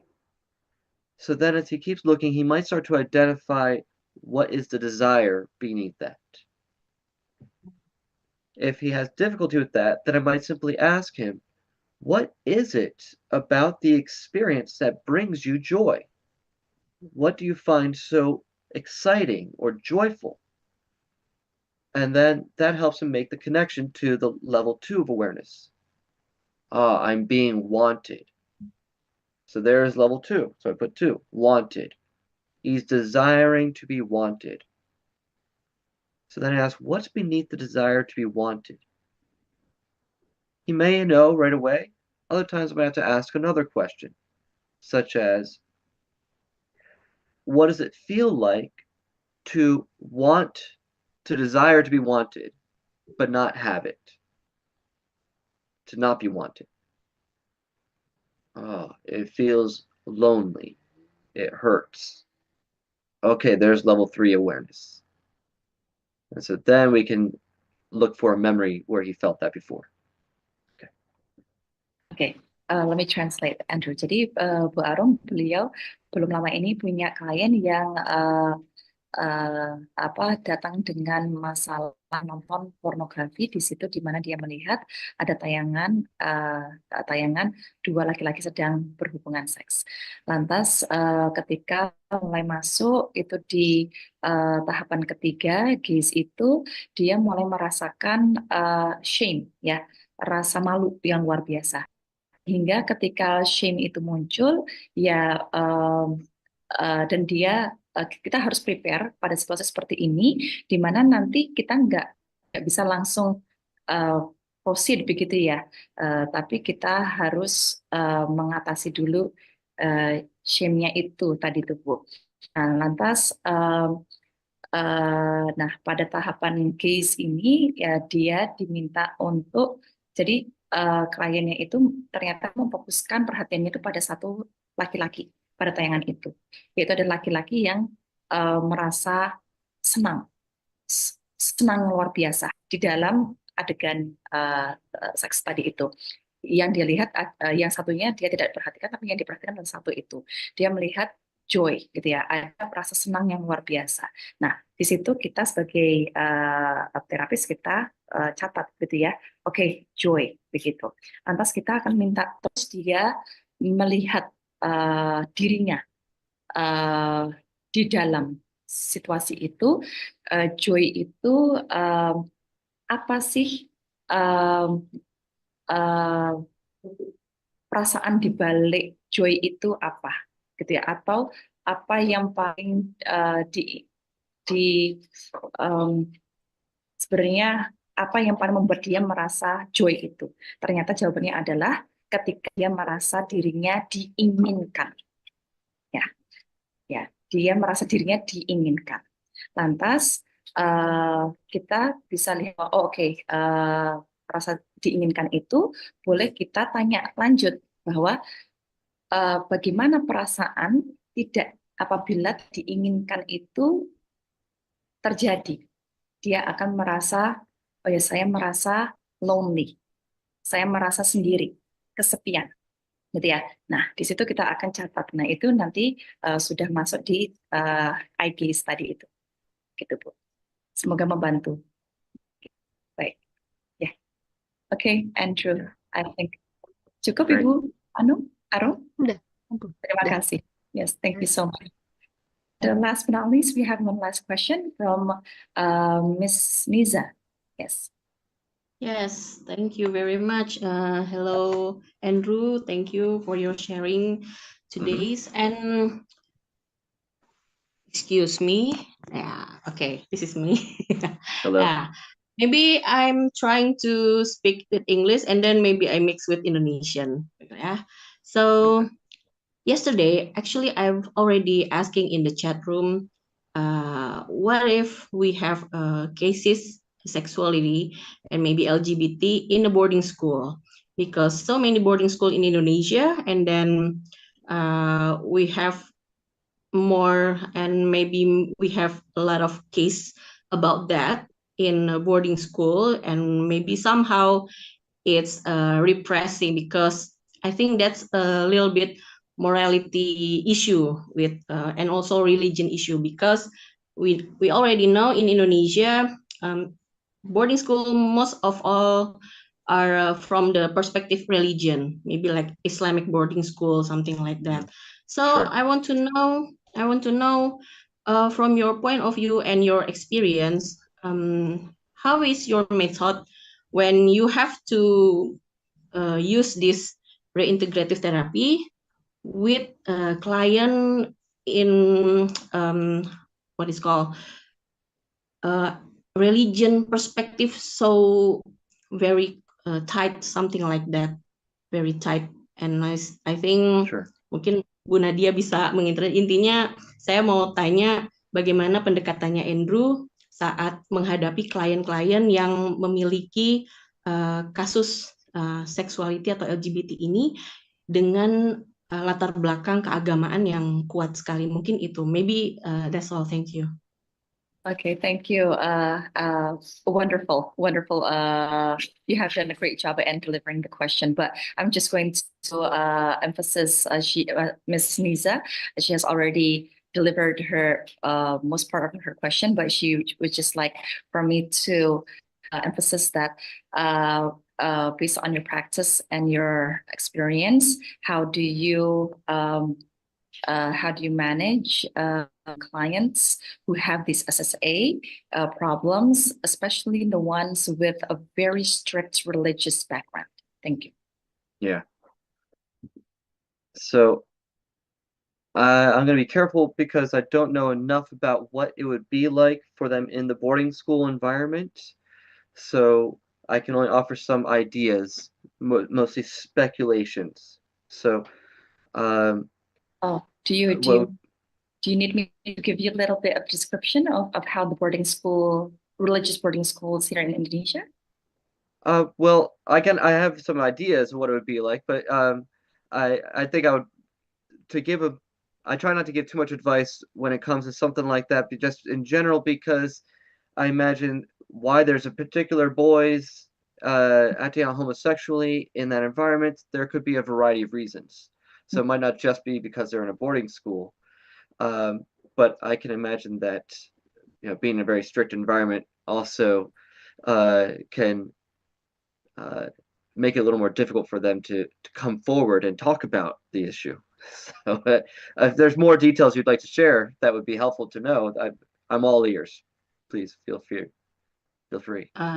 Okay, maybe usually there is a big defense mechanism. They will have the issue, denial, of course. I'm not like that, or maybe their parents, my son is not like that, or my girl's not like that.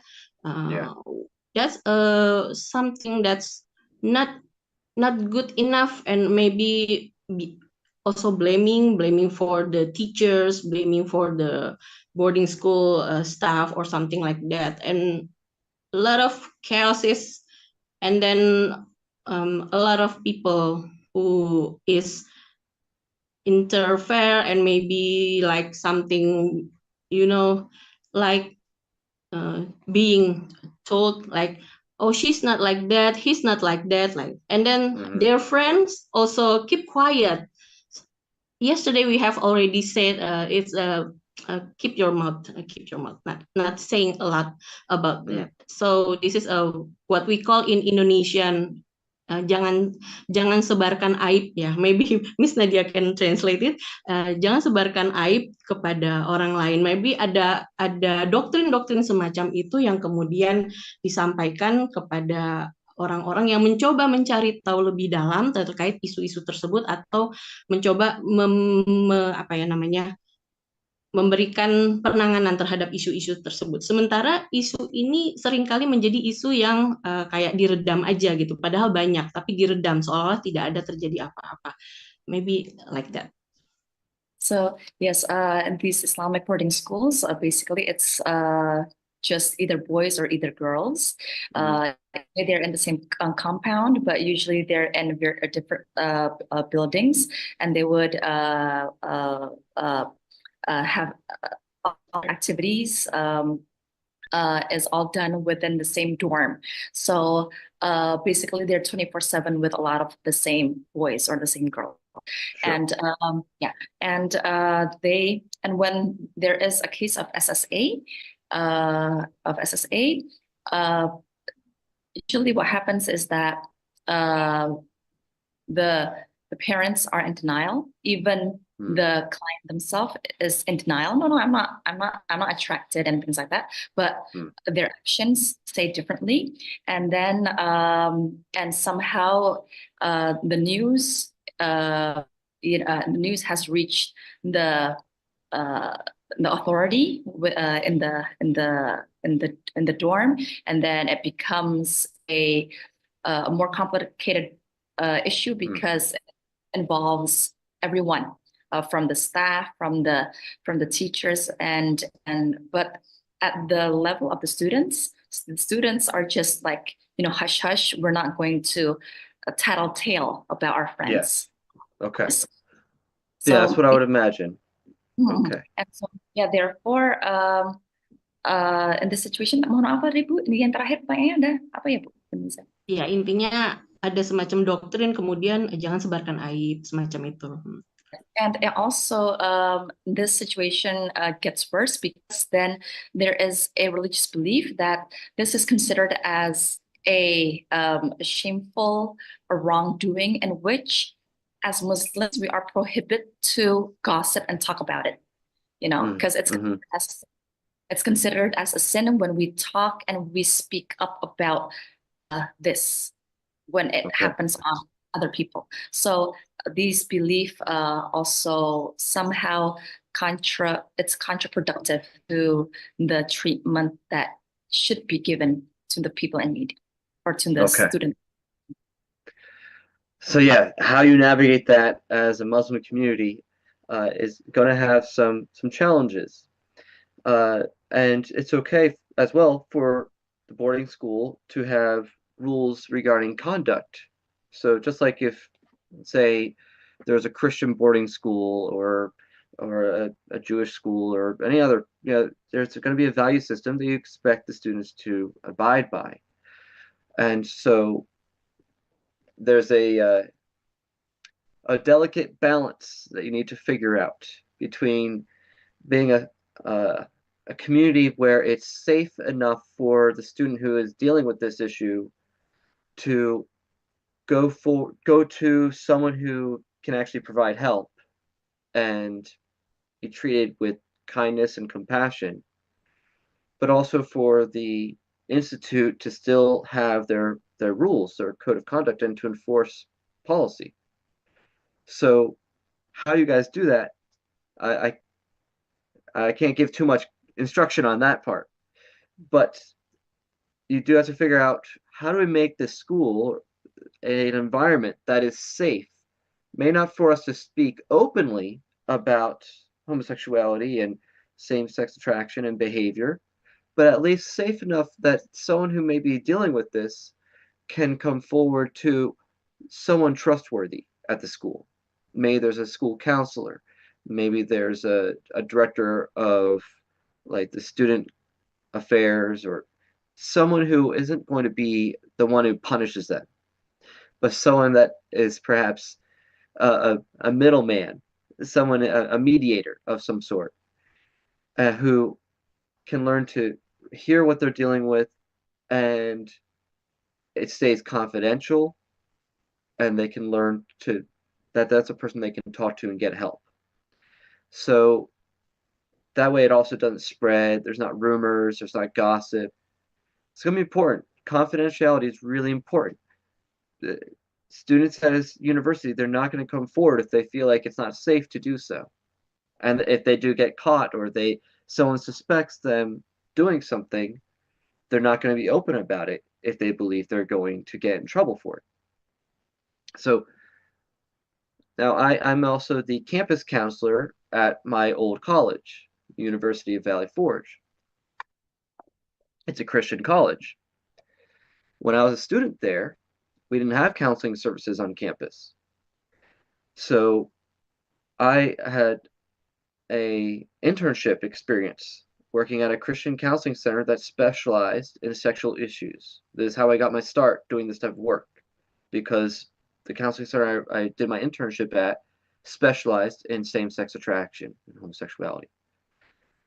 And back at my college on campus, there are a lot of students who are dealing with same-sex attraction, but there was no help for them. There was no place where they can go. And so I spent a lot of time in prayer, and God very clearly told me I'm going to start a support group on campus for guys who are dealing with this issue.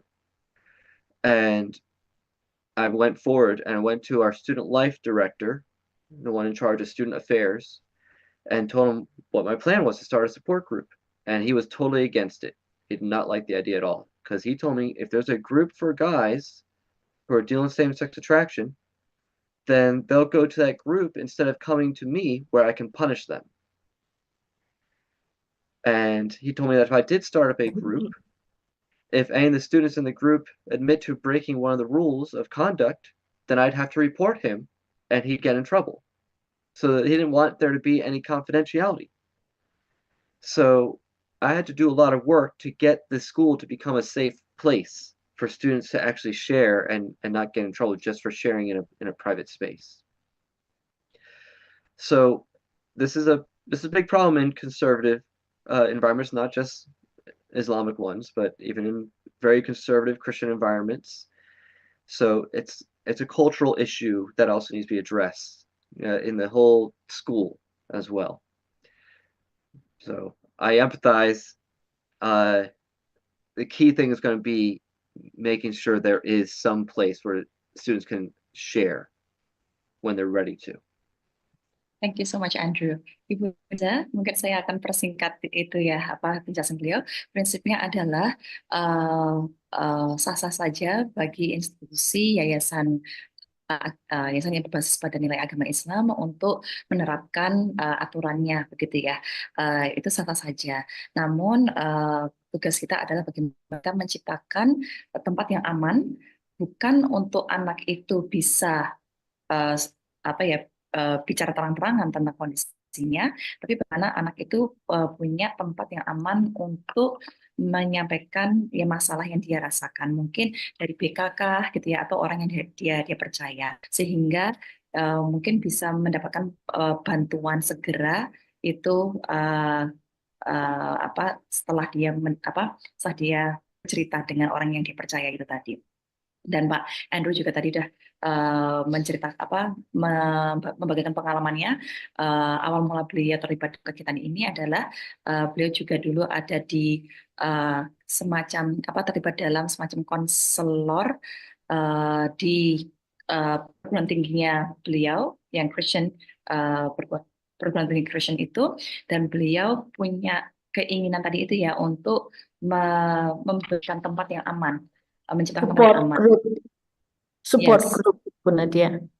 Ya, support group itu. Namun ternyata ini mendapat pertentangan dari internal, karena internal juga ada yang punya pandangan bahwa ya itu harus dihukum sehingga tidak ada confidentiality gitu ya. Nah, tapi ternyata beliau berusaha keras untuk bisa menyampaikan bahwa pentingnya kita menyediakan tempat yang aman untuk bercerita agar mereka bisa segera mendapatkan penanganan terbaik, begitu. Baik, I don't know, Andrew, we have begitu, Liza, sudah cukup waktunya untuk? Oke, Sudah cukup. Nanti kalau panjang nanti panjang sekali memang gitu. Tapi I think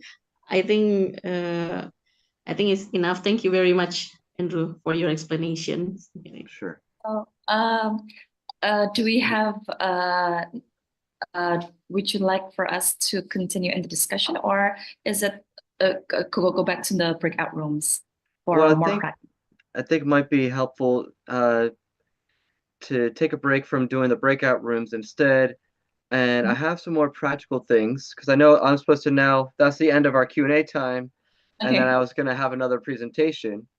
So I know perhaps you guys can practice the intervention on your own afterwards, but in some other way you can figure that out. But I think it might be helpful for me to give you guys a few more practical tools to use, if that's okay with me moving forward with the next presentation. Okay, wonderful. Thank you. Wonderful. Okay.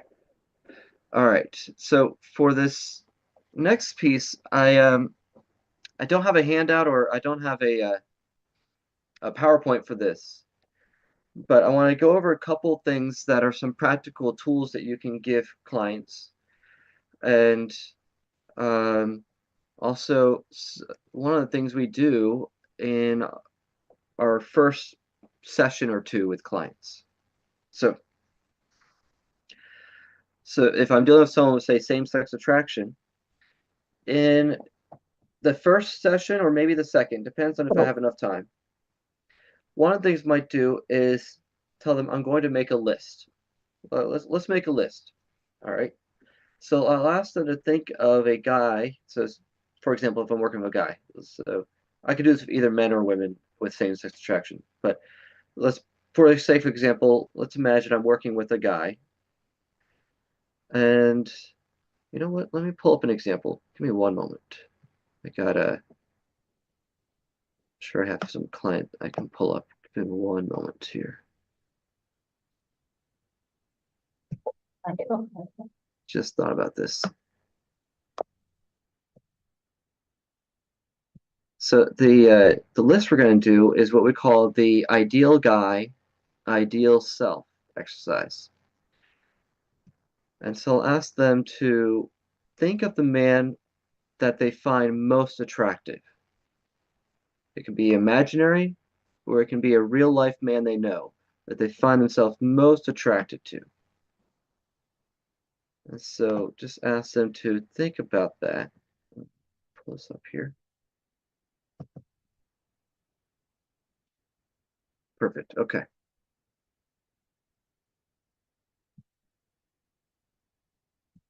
So actually, let me share my screen. I do have an example I can use.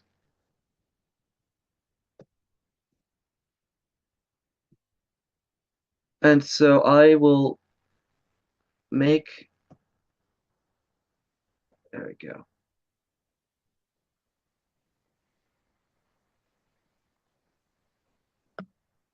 This over to the side.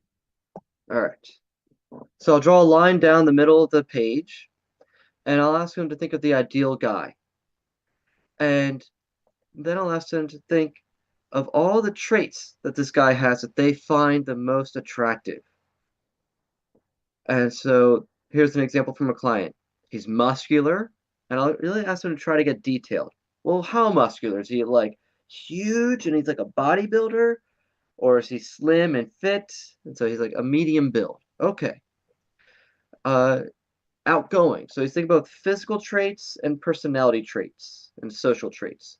So he's muscular, he's outgoing, he's social, personable, he's athletic, he's really good at sports, physically fit, he has a deep voice, he's like a leader, he takes charge, he's financially successful.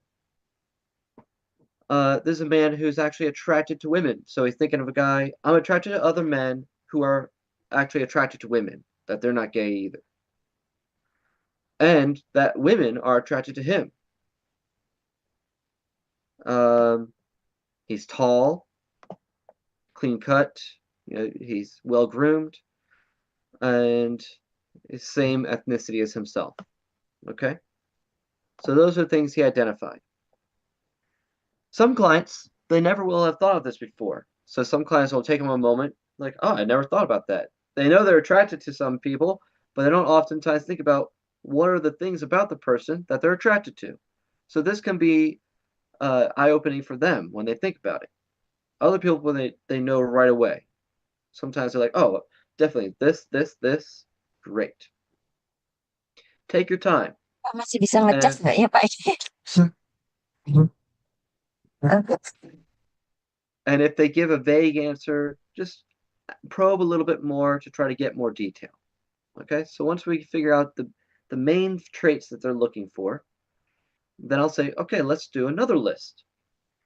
And I'll ask, if you were the ideal version of yourself, what traits would you have? And then they start to list those traits. And as they list any traits that are similar to what they listed for the ideal guy, I'll write those out next to that. And pretty much every time, or at least about 3/4 of our clients, the traits they are attracted to in other men are the traits that they wish they had themselves. So as they list them out, what I do is if they are similar, I'll draw a line connecting them. And then if there's anything that, like, well, I'm pretty happy with my height, so then I just put a check mark. Like, they already have that trait. This guy, he's attracted to other men who are Caucasian. He's already Caucasian himself. He's white. So check that off. And if he sort of is a little bit uncertain about some things, I'll just go through his list of the ideal guy and say, well, would you like to be more outgoing? Yeah, I'd like to be more outgoing. Okay, so then I write that one out. Would you like to have a deeper voice? Yeah, actually I would. So when I'm finished, I have all these lines connecting them. And I'll usually do this near the end of the session. And I'll show him the list. So let me zoom in a little bit so you can see this a little better.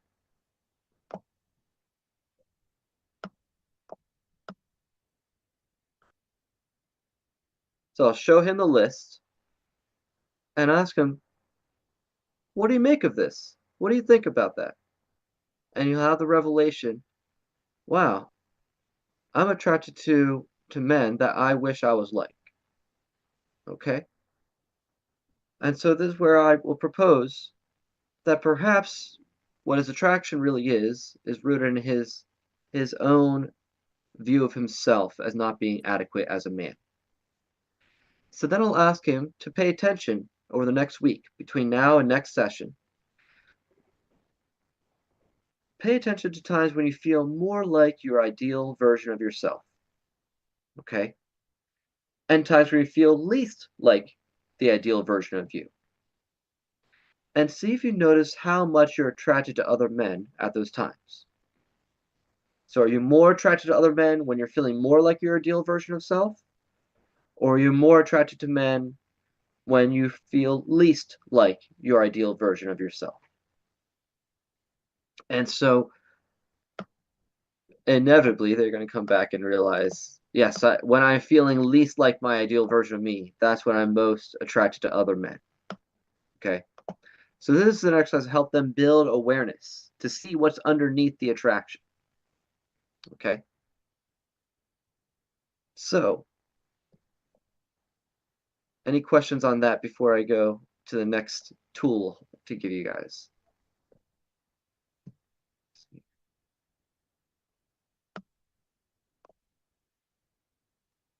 All right. Our participants, perhaps you want to comment or ask Mr. Andrew on the. Okay, Dr. Bagus has a question. Sorry, that's a no? Okay. Okay. Close Thank you. I wanna, like what you are trying to explain here is those who have same-sex attraction, and it becomes kind of their identity, right? So they identify themselves in a way that they're interested in the same sex, person. But some cases of homosexual, they only, some of them do only because of the what do you call it, urge, the sudden desire, right, to satisfy their sexual desire. And some cases in the the boarding school, I think, it's not that far. It's not, you know, it's not a problem of identity crisis, but it's just a problem of this drive, sexual drive that is very strong, but they don't have any, you know, like this man, but they cannot. They're still young. They don't have wife. They don't have woman around. So they just do it with their same, you know, man, same boys. So how do you deal with that? Well, that would still be something where perhaps just the basic reintegrative protocol may be helpful. So perhaps what's coming up for them is, well, I just have a strong desire and I long to experience this somehow. And it's not possible for me to experience this with a woman because I'm not married yet. And so just going into what is the feeling that you feel when you are engaging or thinking of engaging with other boys. Maybe it's a sense of, finally I get to experience this. Maybe there's a sense of relief from the sexual urges that have been building up. And maybe it's a sense of freedom. I'm not being held back and I don't have to follow certain rules. I'm just doing whatever feels good. Okay. So the reintegrative protocol will still be helpful even in those situations where it's not so much about a sense of inferiority about themselves, but just simply they have these strong urges and they're thinking the only way they can deal with them is to act them out. So for them to get in touch with the feelings that are driving it, and then notice, okay, well, what is it like to have these strong urges and to desire freedom to express them and to act out on them, but not. You can still do the reintegrative protocol even in that sort of situation. And maybe they're like, well, it feels really restricting. It feels like I'm not allowed to do anything. And it feels, I feel angry when I think about that. You know, maybe something like that, for example. This reminds me of a client I had, a Catholic client who, coming from a very traditional Catholic upbringing, and one of the things that drew him to homosexuality was he viewed gay men as being more sexually free, that they got to just do what they wanted, and he viewed the Catholic Church as being repressive and pushing down his sexuality. And he idealized gay men for how free that they looked. They looked like they could just have as much fun as they wanted. They could do whatever they liked. And so we had to get in touch with the resentment that he had toward his religion, resentment that he had toward his family, and having to work through that so that he could learn to be okay with his decision. He had to get to a point where he owned his decision to not act out and to practice self-control. But he was having all this resentment that had to be worked through. So we just follow the protocol. All right, this is why we make it very clear. We do not impose a theory because, like I said, at least here in the West, I understand it. It could be very different in other cultures. But at least in the West, about 3/4 of our clients are the ones who have same-sex attraction because of a sense of inferiority. But I can imagine in other cultures where it could be more what you're talking about. So that's why we don't impose a theory on our clients. We let the protocol reveal to them what's beneath their desire and their urges. We just trust the process. Does that help? Does that make sense? Yes, thank you. Thank you. Nadia, do you need to translate any of the answers I'm giving? Or are you doing that like in your own way while I'm talking? I don't know. Do you need to take a moment to do that? Okay, so perhaps to our participants, do you need a translation for the questions and answers that have been provided? Or has the explanation be understood. Correct. Okay. To our participants, perhaps if you'd like for me to translate for you, you may address the questions on the chat box, and I will address it to Mr. Rodriguez. Okay. Okay. Maybe I would like to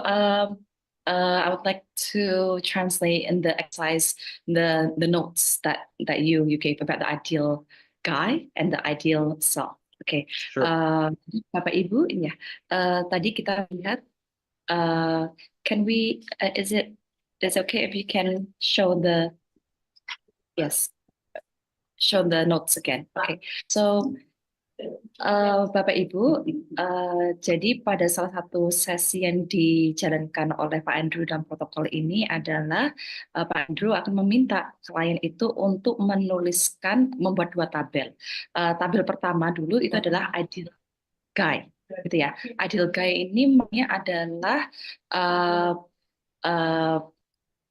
karakteristik baik fisik maupun kepribadian yang dia sukai pada seorang laki-laki, gitu ya. Ini kasusnya adalah pada S.Psi, gitu ya. Jadi misalnya dia S.Psi, dia suka dengan pria tertentu, pria yang seperti apakah yang dia sukai, begitu ya. Jadi nanti dia akan menulis, gitu ya. Oh, saya suka cowok yang muscular, yang tubuhnya kekar, yang outgoing, yang personable, athletic, dan seterusnya, begitu. Lantas habis itu dia diminta di sebelahnya untuk menggambarkan karakteristik traits fisik ataupun personality apakah yang kita inginkan pada kita sendiri, ya. Itu ada pada ideal self. Jadi ternyata terus nanti kita akan mencatat, klien akan bilang, oh ya, saya itu ingin menjadi orang yang lebih kekar, saya ingin menjadi orang yang lebih sehat, yang lebih outgoing dan seterusnya, begitu, atau charismatic, apapun istilahnya, gitu ya. Lantas habis itu kita akan menunjukkan 2 tabel ini kepada klien kita. Terus habis itu kita bisa memberikan tanda, ya, garis pada karakteristik yang ada pada ideal guy-nya dan ideal self-nya. Nah, kita beri garis menghubungkan. Nah, terus kita minta dia untuk merefleksikan, gitu ya. Apa yang dapat Anda refleksikan dari ini, gitu ya. Nah, dan hampir pasti, mungkin barangkali lebih dari 75% itu dalam pengalaman Pak Andrew, itu klien itu akan merefleksikan bahwa, oh ternyata S.Psi yang saya alami ini itu adalah ya dikarenakan saya melihat ketidakmampuan saya untuk memenuhi standar masculinity yang saya harapkan pada diri saya, begitu. Sehingga sebenarnya SS saya ini, ya, saya suka pada laki-laki dengan karakteristik yang sebenarnya ingin saya miliki untuk diri saya sendiri, begitu. Nah, sehingga dari situ dia bisa merefleksikan, begitu ya, terkait dengan SSA-nya. Dia itu memang berakar dari ketidakmampuannya dia untuk memenuhi standar maskulinitas yang klien sendiri harapkan, begitu Bu Eming, gitu. Okay. Ya, so mungkin bisa dipahami Bapak Ibu terkait dengan ideal dan ideal self ini. Jadi yang pertama dilakukan adalah menulis dulu ideal guy-nya, begitu. Baru setelah itu menulis ideal self-nya di kolom kanan.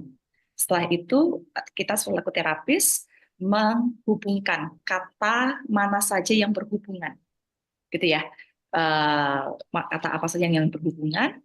Terus nanti bahkan mungkin kadang kita bertanya kalau dia tidak mengungkapkan, tapi kita bisa bertanya, apakah Anda menginginkan punya suara yang lebih dalam? Oh iya, saya juga ingin punya suara yang lebih ngebas, lebih dalam itu. Oke, ditulis juga gitu ya. Jadi artinya yang diadil itu juga bisa ditanyakan apakah yang adil guy itu dia juga harapkan pada dirinya. Lantas setelah itu diberikan bagaimana? Oke, baik, baik. Terima kasih. Silakan Bapak Ibu. Mungkin ada yang pertanyaan lain? I think that I have translated for you, Andrew. Okay. All right. Great. All right. So when I teach them that exercise, and then they spend some time observing to see if how often they feel like their ideal version of themselves. So that'll be like their assignment or their homework for the next session. So spend some time just paying attention to how much they feel like their ideal version of themselves, and how much their attractions go up or down based on that. So then that is a good sort of precursor to me teaching them another exercise. So in therapy, in our sessions, we might do the reintegrative protocol for when they've had attractions or they've had fantasies and behaviors, and they want to gain insight and healing. But I also teach them an exercise for what to do on their own when they have unwanted attractions. Okay, so like I said yesterday, we're neither taking a pro-gay approach nor an anti-gay approach, but rather a curious, mindful approach. So this is one of the things we call the 3 mindful tips. So I'll put these in the chat real quick. So say if I'm dealing with a male, who's dealing with same-sex attraction, and he has a time where he is finding himself attracted to another man. I'll teach him these tips for what to do in that moment when he has unwanted attraction. The first thing is to assess how strong the attraction is from 0 to 10. This is what we call the level of arousal. So from 0 to 10. So I'll ask them to first think about that. Then I'll coach them to do 3 things. The first mindful tip is to ask themselves, how do I think and feel about myself in comparison to this other man? Okay, so that's tip 1.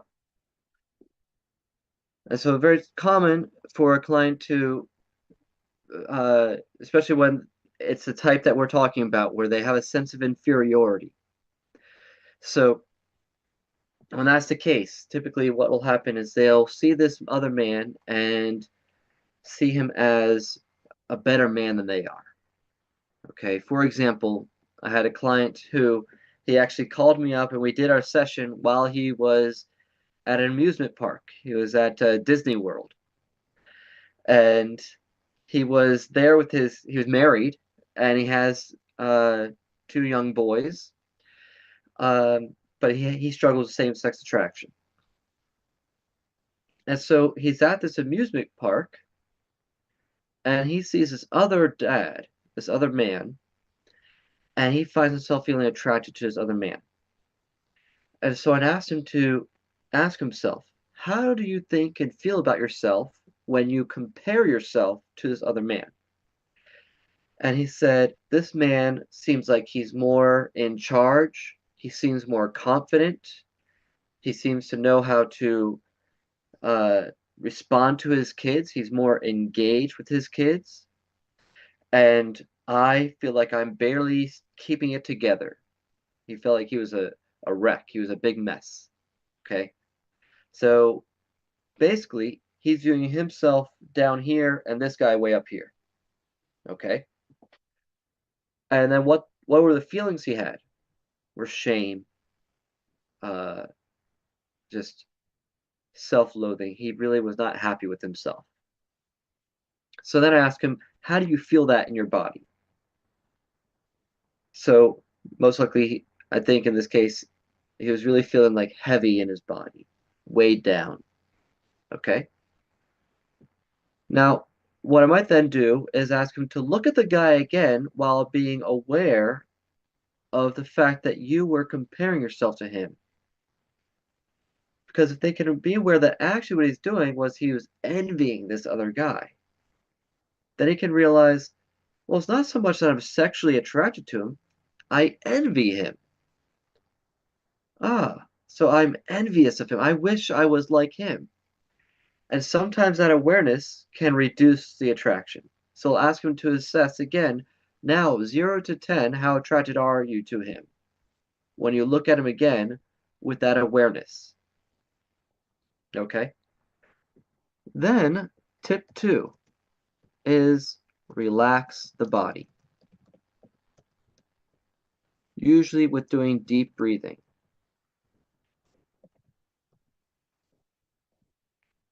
So then I'll ask him to just take a moment and do some deep breathing. And maybe even imagine your chest, your muscles in your chest relaxing and expanding. So, because normally when someone feels shame, they're contracting and they're hunched over, or they just feel like this. They're feeling like they're being pulled down, and they make themselves feel small. So when we do the deep breathing, lift yourself up, stand up straight, breathe deep in, feel your lungs inflate, feel your chest get big. All right.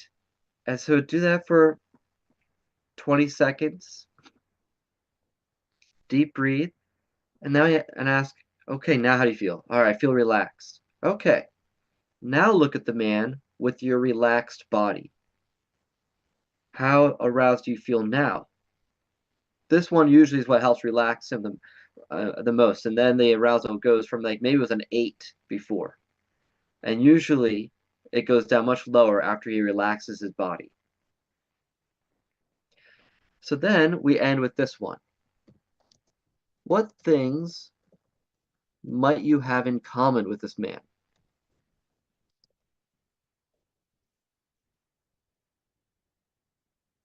And so then he might list some things. Like, well, we're both dads, and we're both, working hard to make our families feel happy. Yeah, he's here, I'm here, so we must have enough money that we can afford to be here. And sometimes I'll point out one of the most obvious ones. You're both men. All right. This is a really important point for guys who deal with same-sex attraction to realize that no man is more man than he is. That they're just as much a man as everyone else.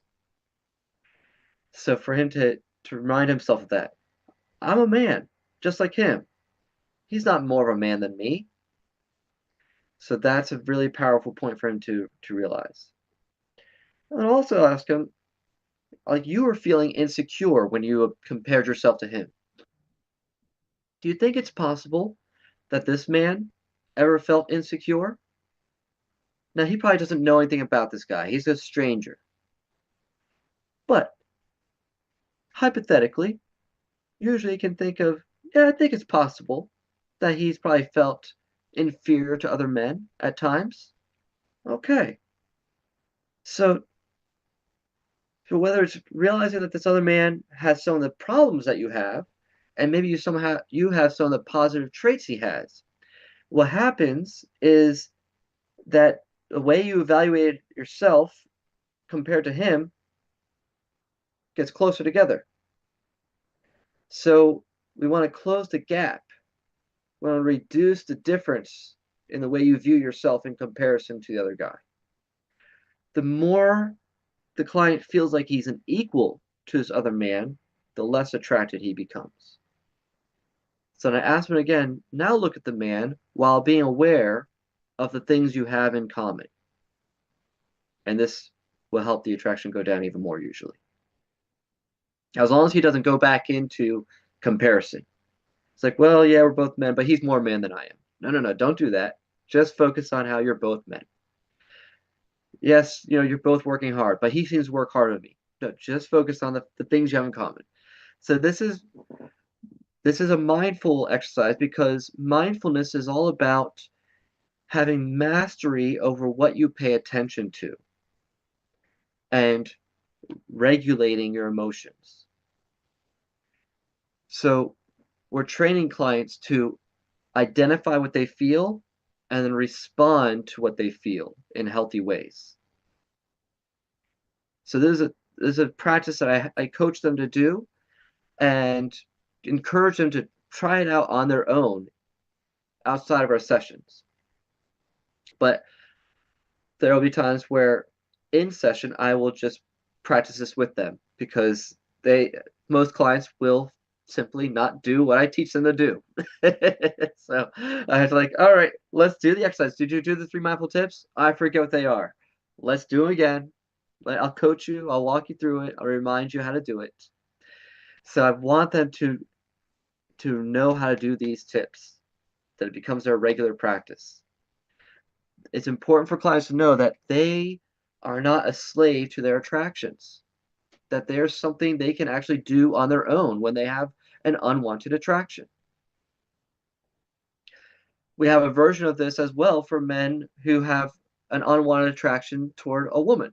So say they're a married man and they're finding themselves attracted to a woman that's not their wife, and they're bothered by that, of course. So there's a version of this that is just for the heterosexual man as well. So instead of how do you think and feel about yourself in comparison to her, we ask, if you were to encounter her in real life, how do you think she would think of you? Okay. So oftentimes he'll think that the woman will think he's not man enough. She'll look down on him. And so then he gets anxious. And so then tip 2 is still the same, relax the body. And then tip 3 is, how do you have some of those traits already? The traits that you think she would want in you. So at least he has some confidence and he's not getting distressed over his the way he thinks she views him. So we can tweak this exercise for men with opposite sex attraction, porn or lust, addiction issues. But this is just basically training men to have mastery over what they feel, that they're not subject to their emotions and their feelings. Okay. Any questions on this exercise?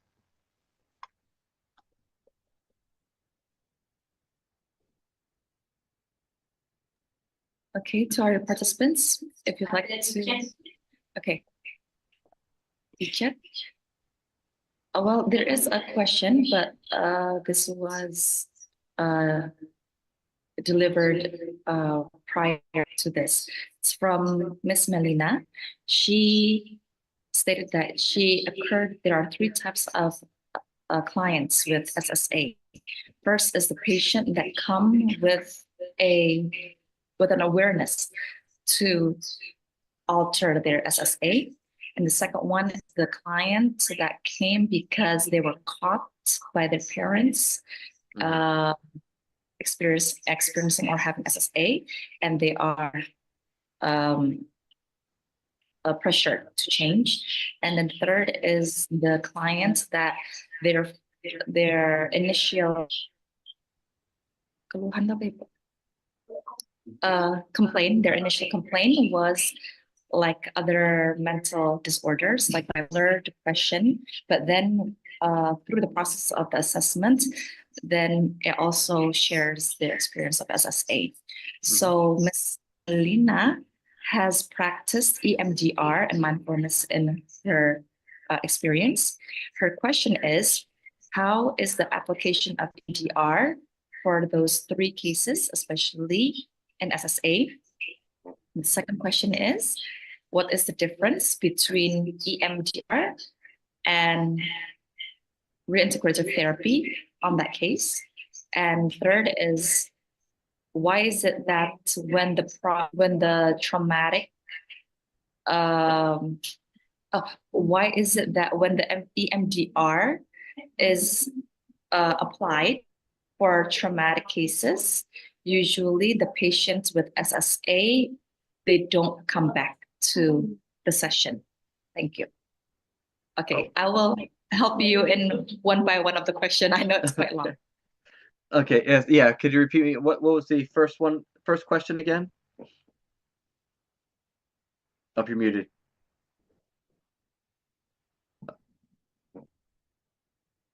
You are muted.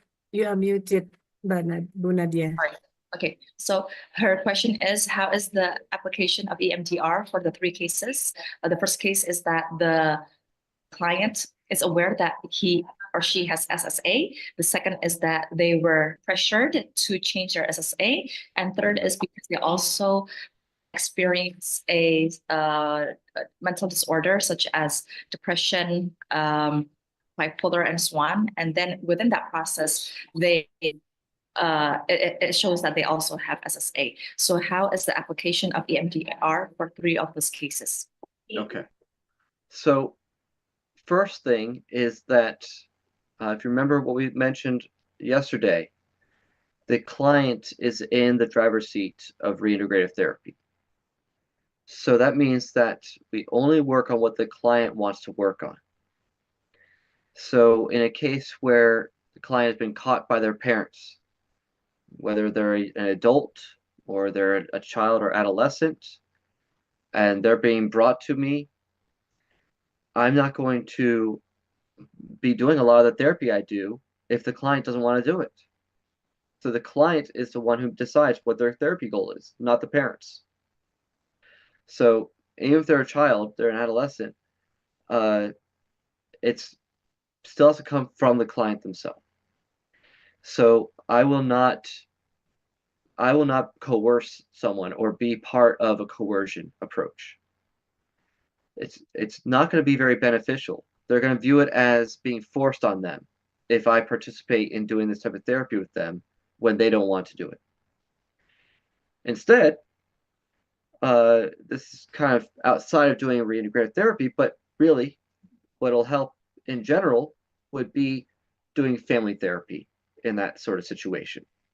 And the main thing there is to help them communicate better, to do reflecting statements. So, and this is important because a lot of times our clients, or at least the teenagers who develop same-sex attraction, they come in homes where the parents correct rather than reflect. So when the child says they feel, not just talking about sexuality, but oftentimes just in general, when the child with the same-sex attraction, or who later develops same-sex attraction, shares an emotion or feeling, or maybe a disagreement, the parents don't reflect back what they're sharing and show understanding. Instead, they correct them and tell them, you're not allowed to think that. You're not allowed to feel that. Think this way instead. And so the child learns that they're not allowed to own their feelings. They're not allowed to feel what they feel. And they don't believe it's safe then just to open up and share their thoughts and feelings. And instead, what they might do is they put on a false self. They pretend to be someone they're not. So I think we mentioned this yesterday, where one of the false selves may be the good little boy. And they'll be compliant, and passive, and just try to please their parents. Yeah. Andrew, pardon me, can I translate this briefly? Sure. Yes. So yeah, Ibu Melina. Jadi prinsipnya adalah pada kasus yang misalnya tadi ketahuan oleh orang tua, kita harus sangat sadar bahwa protokol ini harus didasarkan oleh kesadaran, keinginan sendiri, mohon maaf, keinginan sendiri, dan tidak dipaksakan kepada anak tersebut. Itu justru akan memperparah masalahnya. Dan mungkin yang disarankan adalah melalui terapi keluarga, karena kebanyakan kasus remaja yang mengalami S.Psi itu memang ada masalah pada masalah dengan keluarganya. Satunya adalah bagaimana orang tua itu seringkali mengkoreksi anaknya daripada merefleksikan apa yang dia rasakan. Jadi ketika misalnya orang tua dan anak itu berselisih paham, itu orang tua akan mengkoreksi, akan mengatakan bahwa ya kamu harus berperasaan seperti ini, kamu nggak boleh berperasaan seperti itu. Sehingga itu akan membuat anak menjadi tidak merasa tidak berhak atas perasaan yang dia sendiri, sehingga dia akan menampilkan sosok dirinya yang diharapkan oleh orang tua. Begitu. Begitu, itu yang pertama. Next, please, Andrew. Sure. Can I So, read you? no, I want to finish up because she was asking how to do EMDR in each of those cases. Well, you know what? I think I pretty much answered that in that I just wouldn't do it if they're not looking for it. So, yeah, what was the next question? The next question is, what is the difference between EMDR protocol and the reintegrative therapy in that case? Okay. Well, just in general, the difference is that EMDR is for reprocessing traumatic, well, EMDR is a whole therapy protocol that's trauma informed. And we utilize, or at least we can, utilize EMDR when it comes to the part of the reintegrative protocol when you go back to a memory. And that's where you can choose to do either the mindful self-compassion that we taught earlier, where you show comfort to your younger self, or you can choose then to use EMDR, bilateral simulations, whether it's through tappers, if you use tapping devices, or if you use actual eye movements or tapping. So I use EMDR with certain clients. Sometimes there's a variety of trauma reprocessing and memory reprocessing approaches that I'm trained in. So I might use EMDR for some clients. Other clients, I might do image transformation therapy. I might do the flash technique. There's a variety. I know several techniques for reprocessing memories.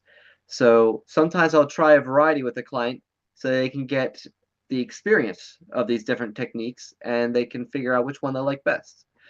And other times I sort of have a hunch about which one I think would be best for that client. So reintegrative therapy is a protocol for dealing with the more compulsive issue, and then we can utilize EMDR for reprocessing the trauma that is at the root of the compulsive issue.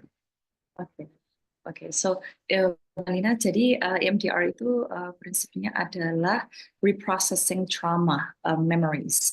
Salah satu teknik yang bisa dilakukan dan itu bisa digunakan di dalam reintegrative therapy. Tujuannya adalah untuk reprocess trauma memories-nya. Kalau misalnya dirasa EMDR itu kayaknya nggak tepat untuk klien kita, kita bisa menggunakan teknik yang lainnya. Monggo saja mana yang dirasa tepat untuk klien kita itu. Tapi pada prinsipnya EMDR itu salah satu teknik untuk reprocessing trauma memories, untuk mengingat kembali yang menjadi bagian yang bisa digunakan di dalam protokol reintegrative therapy. And then, would you like to go to the third question, Andrew? Yes. Her question is, why is it that when the client is going to will be processed through EMDR, they usually don't come back? That's really interesting. I have not experienced that. So I would imagine that the problem is that the client didn't have buy-in, that they were maybe being forced to do the therapy. And so you'd want to make sure you're checking in with them on what their reasons are for coming. But I haven't had that particular experience where after doing EMDR, they stop coming or they don't want to come anymore.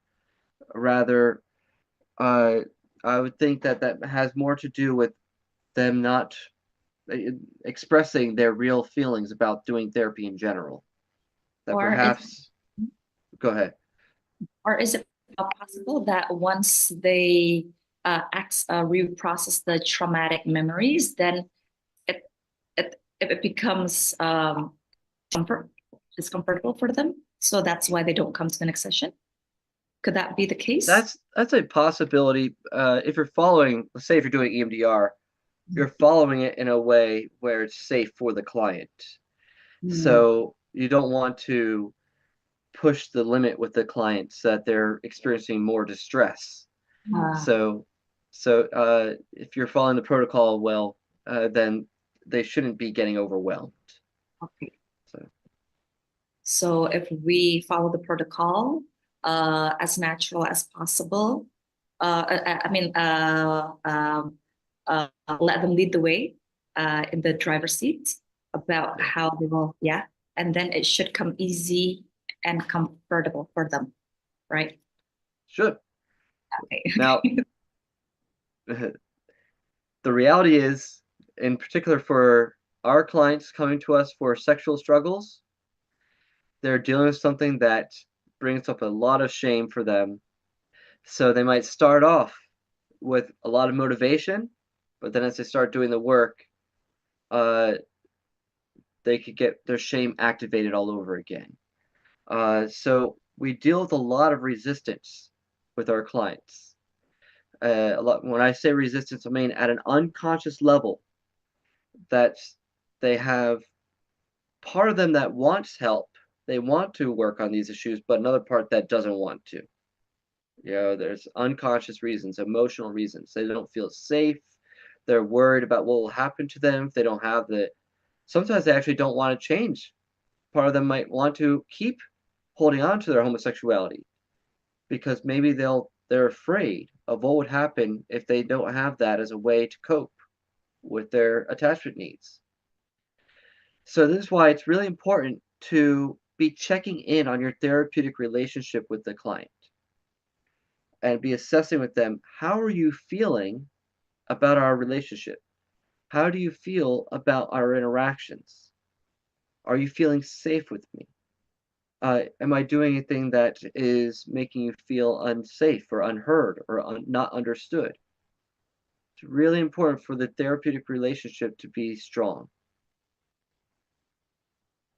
Okay, thank you, Andrew. Andrew, I got a suggestion from a participant that I think they're very eager to want to see you,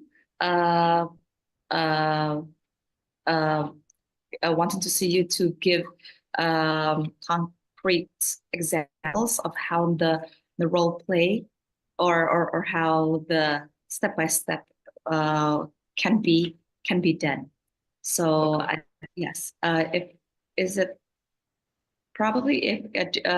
okay with you if we have some around 20 minutes or so to give example practice for them?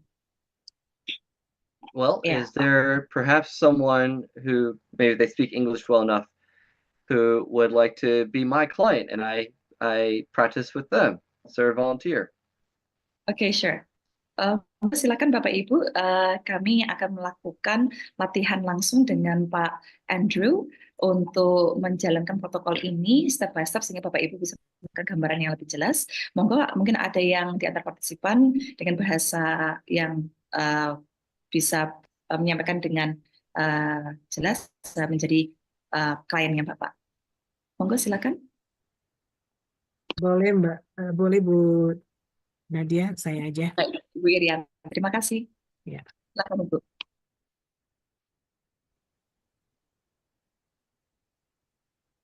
So does it have to be a real problem, Andrew? It does help. It does help. Okay. Okay, what is the real problem? All right. All right. Okay, Let's let do me know. this. Are you ready? Okay. Yeah. All right. Irianti, what would you like to work on?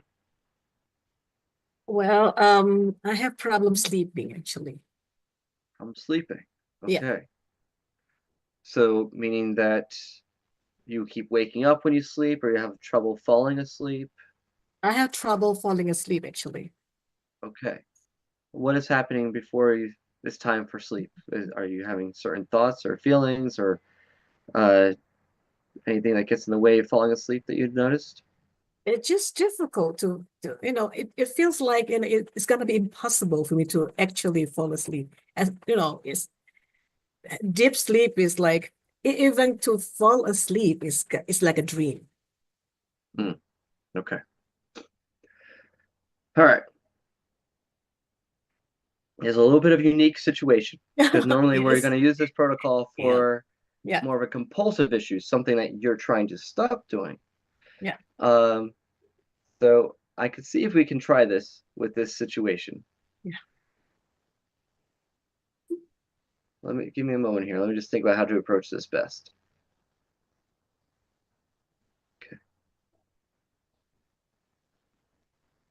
All right. So this will be a little more unique. This might not fit the protocol that much, but so it's because We we're want dealing to with be more of a creative negative. also. Yeah. Well, if this is what you got, then we'll give this a shot. We'll try this Yes. out. Yes. So I'd Thank like you you. to go to a time where you are trying to fall asleep Mm-hmm. and you're really having difficulty, Yes. and see if you can identify the moment where you most wanted to fall asleep and you Well, couldn't. especially if I have workshop to attend early in the morning, and then when I have to be, prepared with the PowerPoint and everything, and I have to finish the journal, the deadline is tomorrow and stuff like that. Yeah. I need to have good sleep at night before that. Yeah, so go to that moment in a real life moment where you're like, I really need to fall asleep. I need to and sleep. you Yeah. can't. Yes. So picture that moment. Yes. And at that moment where you really are just desperately trying to go to sleep, see if Yes. you can imagine seeing yourself in that moment. See if you could step outside your body and look at yourself in that moment. Yes. See if you can identify what are you feeling at that moment. Nervous. Very nervous. Am I going to be able to wake up in the morning fresh? Am I going to be able to sleep? Mm-hmm. Very nervous. Okay. All right. What's beneath the nervousness? What is it that you most long for in that moment? Need to be refreshed. Tomorrow I have a big things going on. Big thing. And I don't want to be unprepared. So the desire to be refreshed so you can be prepared. Prepared and perform well, at the optimum level. Okay.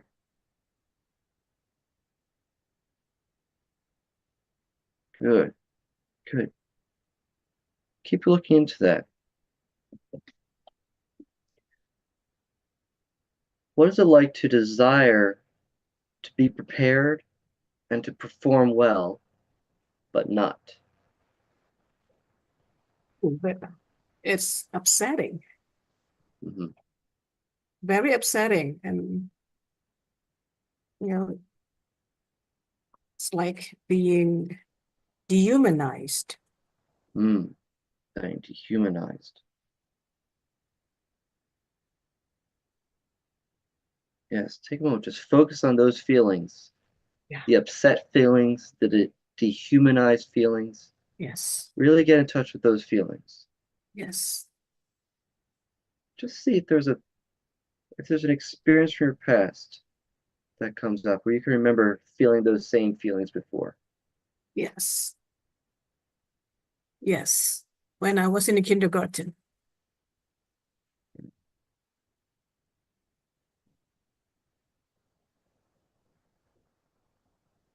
What's the memory? What's coming up?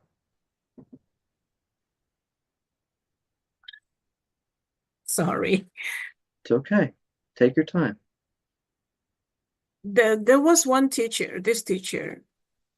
I was in my kindergarten, class, and then we had to do this art thing, the craft, where it's kind of, the craft is very difficult for little kid to do, to punch. There is a nail, you have to punch the pattern, the flower pattern, and it's difficult. It needs fine motor skill to do that. Yeah. And then I saw that all of my friends were struggling.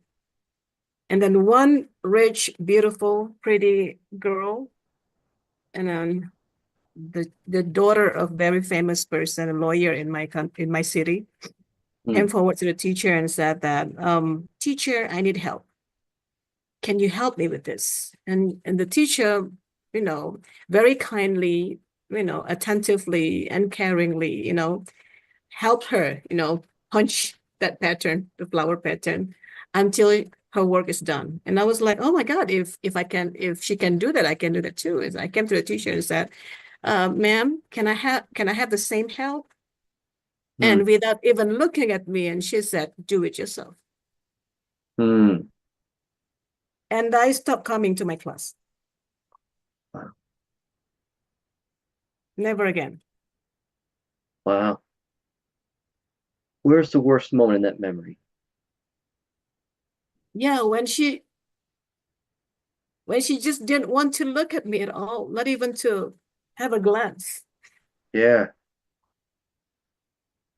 Yeah. Good.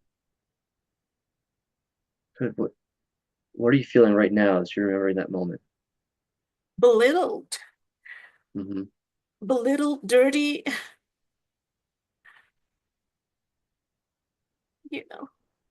Nothing.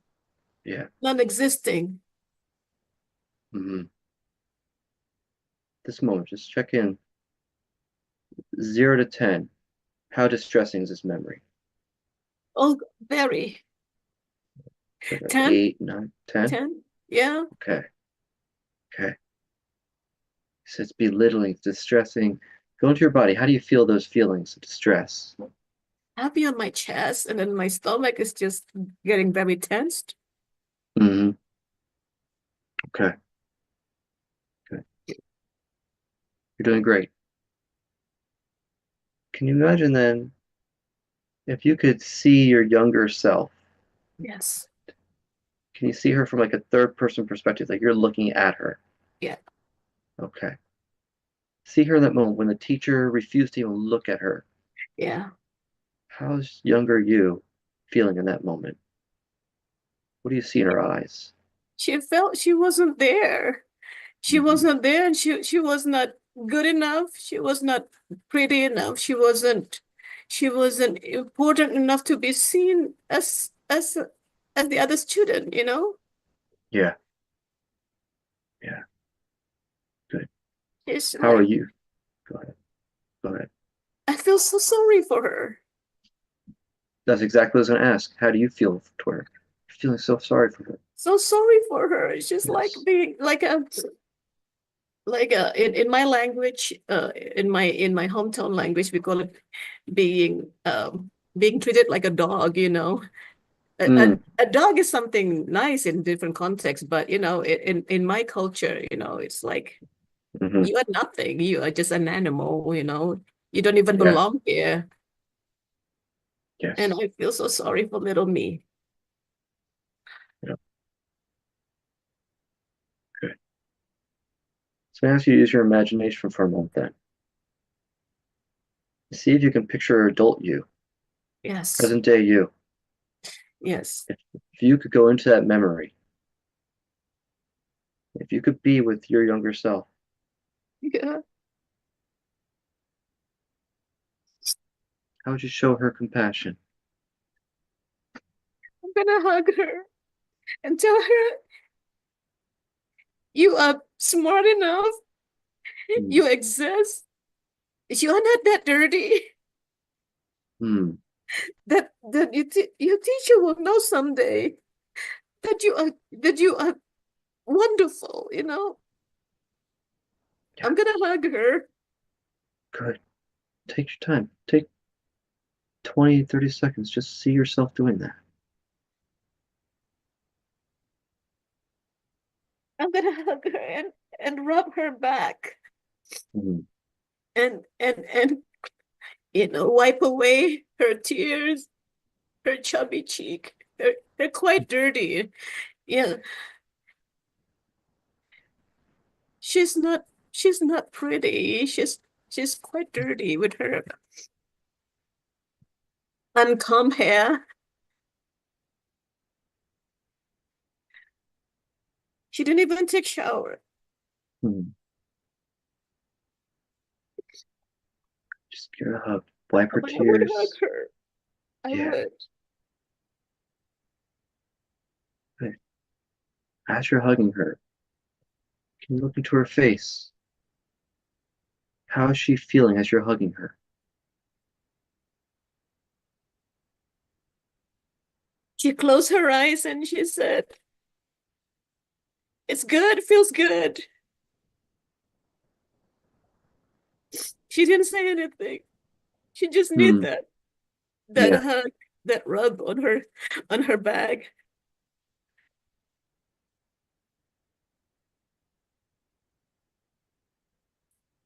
Good. She was clinging to me. She's Hmm. clinging to me. She wants me to continue reassuring her. Good. Do that. Take your time. Rajab. Right. She won't let go of me. Hmm. What does she need to know at that moment? She wants to know that she's safe. Hmm. She's safe. There is an adult that's going to protect her Hmm. with loving and kind gesture. She feels alone. She feels unfit in that environment. Hmm.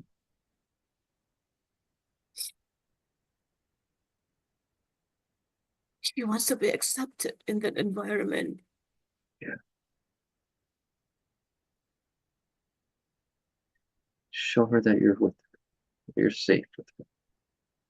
That she's safe with you. Safe. It's gonna be okay. You're safe with me. I'm here. I'm here protecting you. Hmm. I care about you. You exist, girl.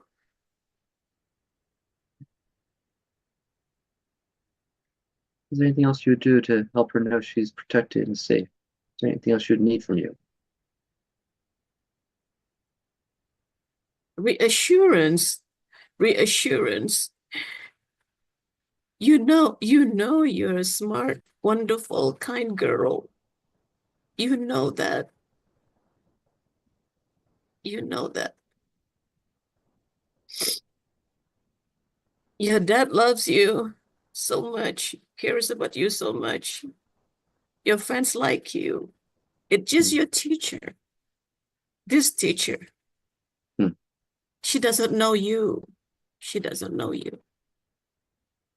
The real you. Hmm. She just see how dirty you are. You know, that you are not the daughter of an important person in town. She doesn't know you, the real you. Yeah. But I do.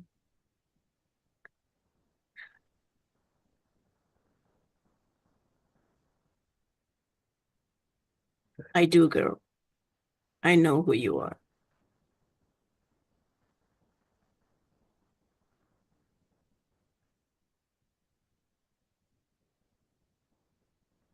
Yeah, look into her face. How's she feeling now? The younger me start opening her eyes Mm-hmm. and looking up and trying to make sure that I'm telling the truth. She's looking at me without saying anything. It's this innocent face, trying to make sure that she's not being lied. Mm-hmm. She needs to see that you're genuine. Yeah.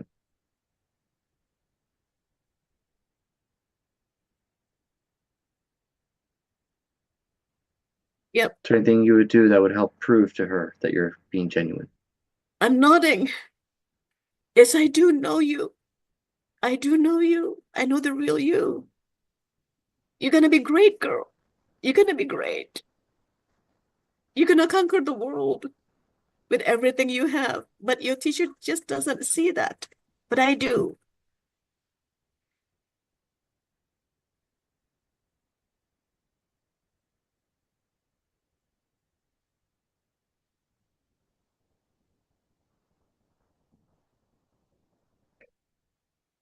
Check in. Go into your body right now. How are you feeling in your body at this moment? I do feel better. Yeah. Is the heaviness in your chest still there? It's getting better. It's lighter now. Lighter? What about your I stomach? still What do you can notice? imagine, I still can see the young me is still looking at me with better sense of self.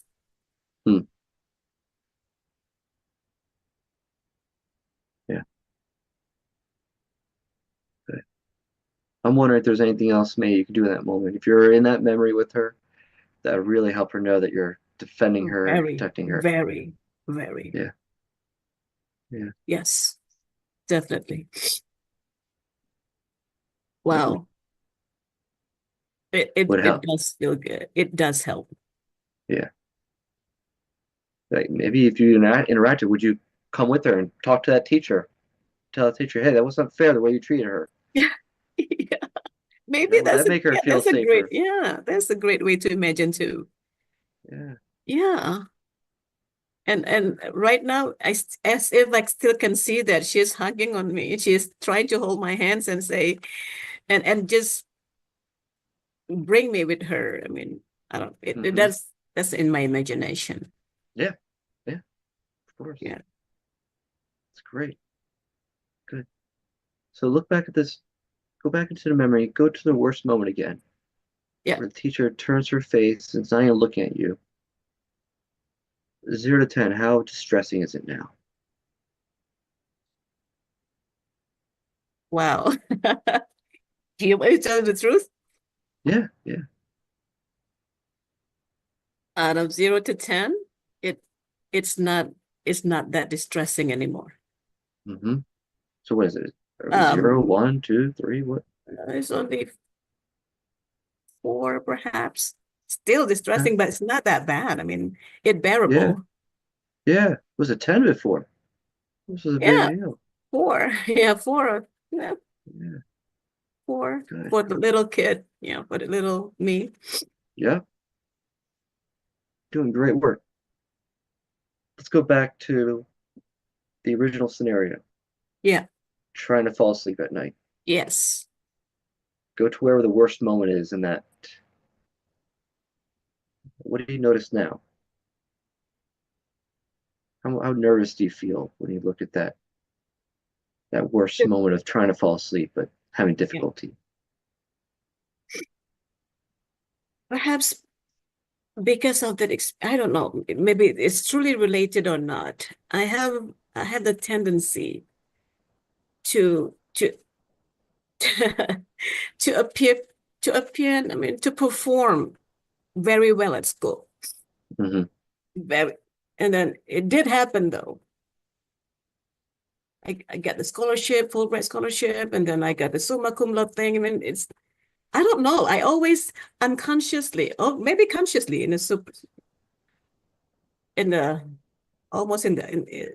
almost somewhere in my heart, I always feel that, you know what, teacher, dear teacher, look who I am now. Mm-hmm.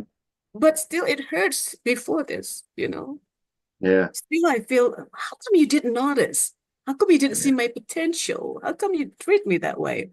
You know, treat me that way. So it's always, so that's my thing. If I want to do something, I have the tendency to always impress my teacher. Mm-hmm. Yeah. And so if you're late, if you're not prepared, if you're not refreshed, my you teacher won't will be able to belittle me impress them. again. Yeah. Mm-hmm. Whether it's your teacher or your boss, Yeah. your coworkers, Yes. your students, who are your My students. Yeah. Yeah. Yeah. So now I'm really curious. So you might have to email me later to let me know how much the nervousness before falling asleep is there, how strong that is, and I will. I'm curious about the I outcome. will. Yeah, that's the healing process for me too. Yes. Yeah. Well, thank you. So this was a unique situation in which we went more to a negative experience, but we were able to get in touch with, well, what is the core feeling of the negative experience? Yes. And what's the underlying desire there? Yeah. So it wasn't a peak positive feeling and a desire, but rather a nervousness, a negative feeling, and the desire, and then the unmet need or wound that we went back to. Yes. So we just had to tweak the reintegrative protocol a little bit. Yeah. But we're able to use it still for this experience. Yeah, it's very useful. I can tell. Yeah. Yeah, you Great got me work. there. You're very welcome. What was that like for you? What was it like for you to just do the whole protocol with me here? Gosh, I mean, I didn't even realize that I have been watched by many people right now. I mean, just maybe this is what's always going on and bothering my thoughts. You know, instead of looking at, for example, sometimes my husband told me, you know, out of one thing that you didn't do good, I mean, compared to all of the great things that you have done, why do you always focus on that one thing that you failed? You know? That's what my husband, you know, a lot of time my husband told me that. And I said, but how come that I didn't do well in this matter, you know? Why? So there are so many things going on in my brain. I mean, I carry this along with me all these years, you know. Oh wow. Yeah. Well, I'm so proud of you. You brought this up. You had something ready. So good job. So thank you for having the courage to bring this up and be an example for everyone of what this looks like. Thank you so much for helping. I mean, this is the healing process for me. And then also now I understand the technique, you know, better. Yeah. When I You see right experience it there, myself. sometimes this could take the entire session. For you, you'll make the connections pretty quickly. Yeah. And so it took us only a matter of minutes. So I know one of the questions people were having was, how long should this take? It could take this just as long. Yeah. Depends on how much insight the client has. Yeah. And how easily they can get into their feelings. So other times it takes up the entire session. So it's however long it needs to take. And so you did great. That's good. Thank you. Thank you so much for doing Very this. welcome. Well, Nadia, do we have questions or reactions from people after observing that? Great. Thank you so much, Dr. Yanti, and also Andrew, for this wonderful, we can see in terms of how the protocol is being played out. So Pleasure. Any questions probably from or maybe, okay, Fitri, please. Miss Fitri.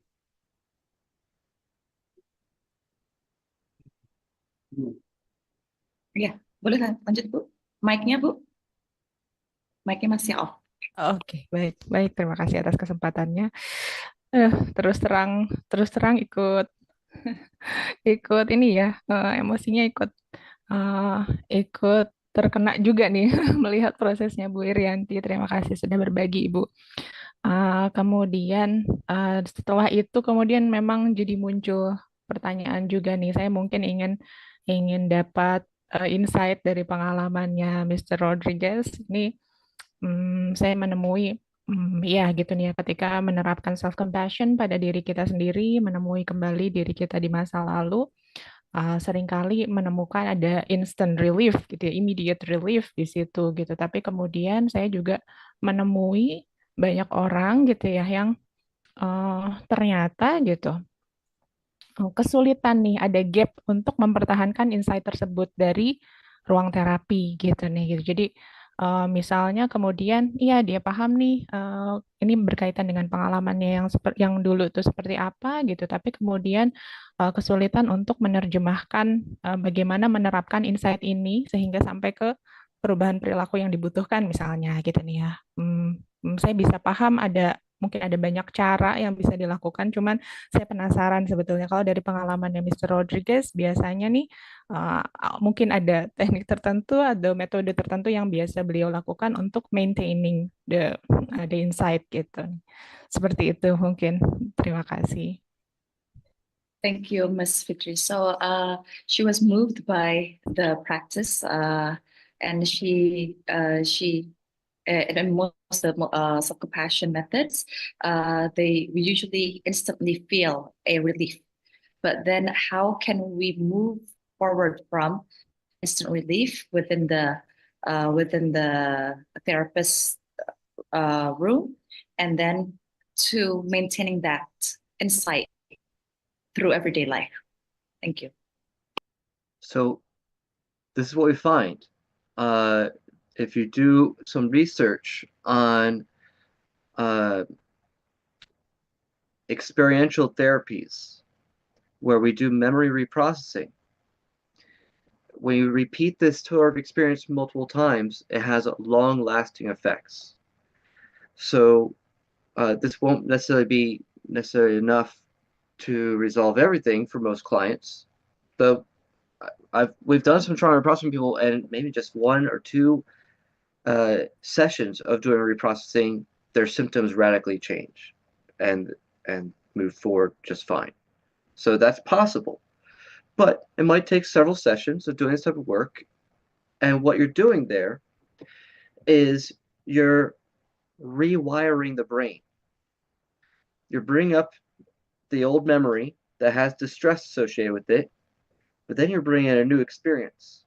And in this situation, we brought in the experience of self-compassion, where there was an experience where she was not given any compassion, not any care. She was rejected, but then she showed compassion to herself. And so it is a contradiction to the old experience. And when she's able to really feel it, it has a powerful impact on our memory. We can edit the memory. And so the memory reconsolidates, and it can have a positive effect for, going forward. It might need to be repeated multiple times. It's okay, but it won't have to be something that you keep having to work at over and over and over again. So. Okay, thank you, Andrew. So prinsipnya itu Bu Fitri perlu untuk dilakukan secara berulang, secara berkala untuk terus melakukan tadi itu tahapannya. Oke, mohon maaf mungkin karena waktu yang terbatas. Apakah sudah menjawab Ibu? Kita punya waktu berapa lama ya? Sebenarnya saya masih ada penasaran sih sebetulnya Ibu Nadia. Kalau memang terbatas, baik ya, tidak apa-apa dicukupkan gitu. Kalau ada kesempatan, I would love to untuk menjelaskan lebih banyak. Oh, baik. Bagaimana? Kalau misalnya pertanyaannya misalnya detail begitu, mungkin barangkali bisa disampaikan kepada panitia yang akan kami tampung, akan kami kirim kepada Pak Andrew. Dari pengalaman beliau sendiri, beliau pernah membuat YouTube series sendiri yang itu isinya menjawab pertanyaan begitu. Bagaimana Ibu? Baik. Terima kasih Ibu. Monggo silakan Bapak Ibu, mungkin ada lagi tanggapan mungkin dari praktek tadi yang sudah dilakukan. We have Miss Jane Marie somewhere. She appreciated that May our all-compassionate, loving Almighty strengthen you, dear sister Irianti, and grant you the best of well-being. Thank you for sharing, and know that you are truly admired, appreciated, and accepted from the beautiful person you are. Thank you. Okay, so Bapak Ibu, maybe we are coming to the end of this session. Okay. Yes, probably Andrew, you would like to deliver some wrap up how this workshop has. Thank you. Well, I don't have a whole lot else to share since we are running low on time. So I'll just say you guys have done excellent work here. You've had really great questions. So I hope this really is just helpful. I would encourage you guys to practice this. Like, actually take what we've been going over and put it into practice immediately with your clients in therapy. Don't be afraid to try it out. Even if you mess up, you're not doing it perfectly, keep at it. Keep studying the material that we've sent with watching the videos from the Reintegrative Therapy Association's website, and our videos are on Rumble or Odyssey, so you can watch the videos. If anyone wants to actually translate them into your language, go ahead. That'd be amazing. So, yes, keep at it. Don't be afraid to try these techniques. All right. Okay, come to Indonesia.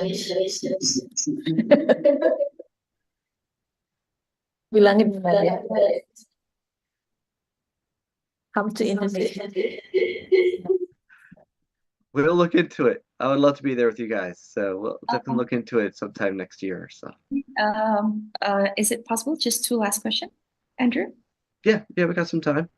There is a question from Ms. Prima. Okay. So from Ms. Prima, basically in Indonesia, there's not a sufficient amount of psychologists in our nation. So, but we know that this is very useful. So,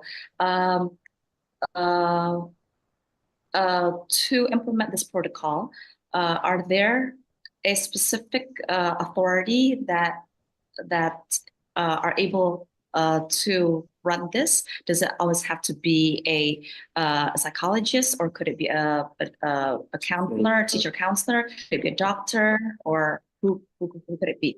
Or yeah, anyone who is legally allowed to practice counseling in your country or whatever municipality or region you're in. So, like if you're just maybe you have a master's degree, or if you're just a counselor.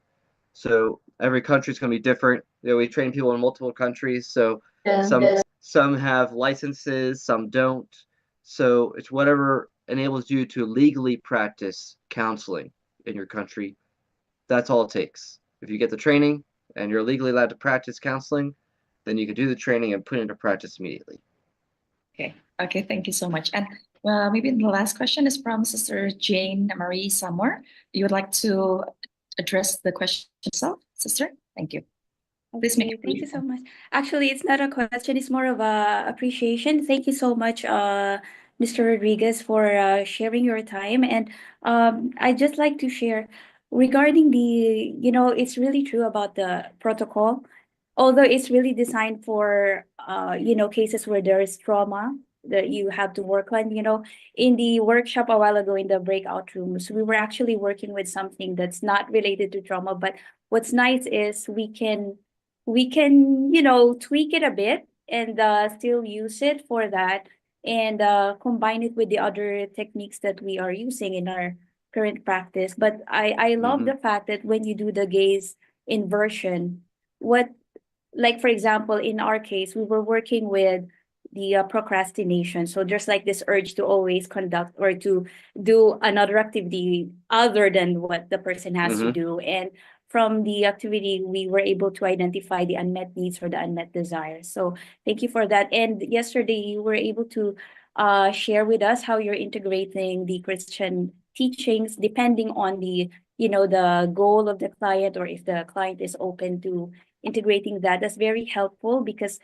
in our practice, we're also trying to know how to integrate Islamic teachings without, making it into like a conversion thing or like adopting this very moralistic approach. So it's still Yeah. a lot of work in our communities, but thank you so much for sharing. Oh, thank you. You're very welcome. Okay, so Andrew, I think we have one last, just kind of slip in one last, because we will have one last raised Sure. hand. Okay, Of course. Smokey, please, we give our opportunity to you. Please make it brief. Thank you. Hello, Mr. Rodriguez. Hello. Hello, Mr. Rodriguez. Yes.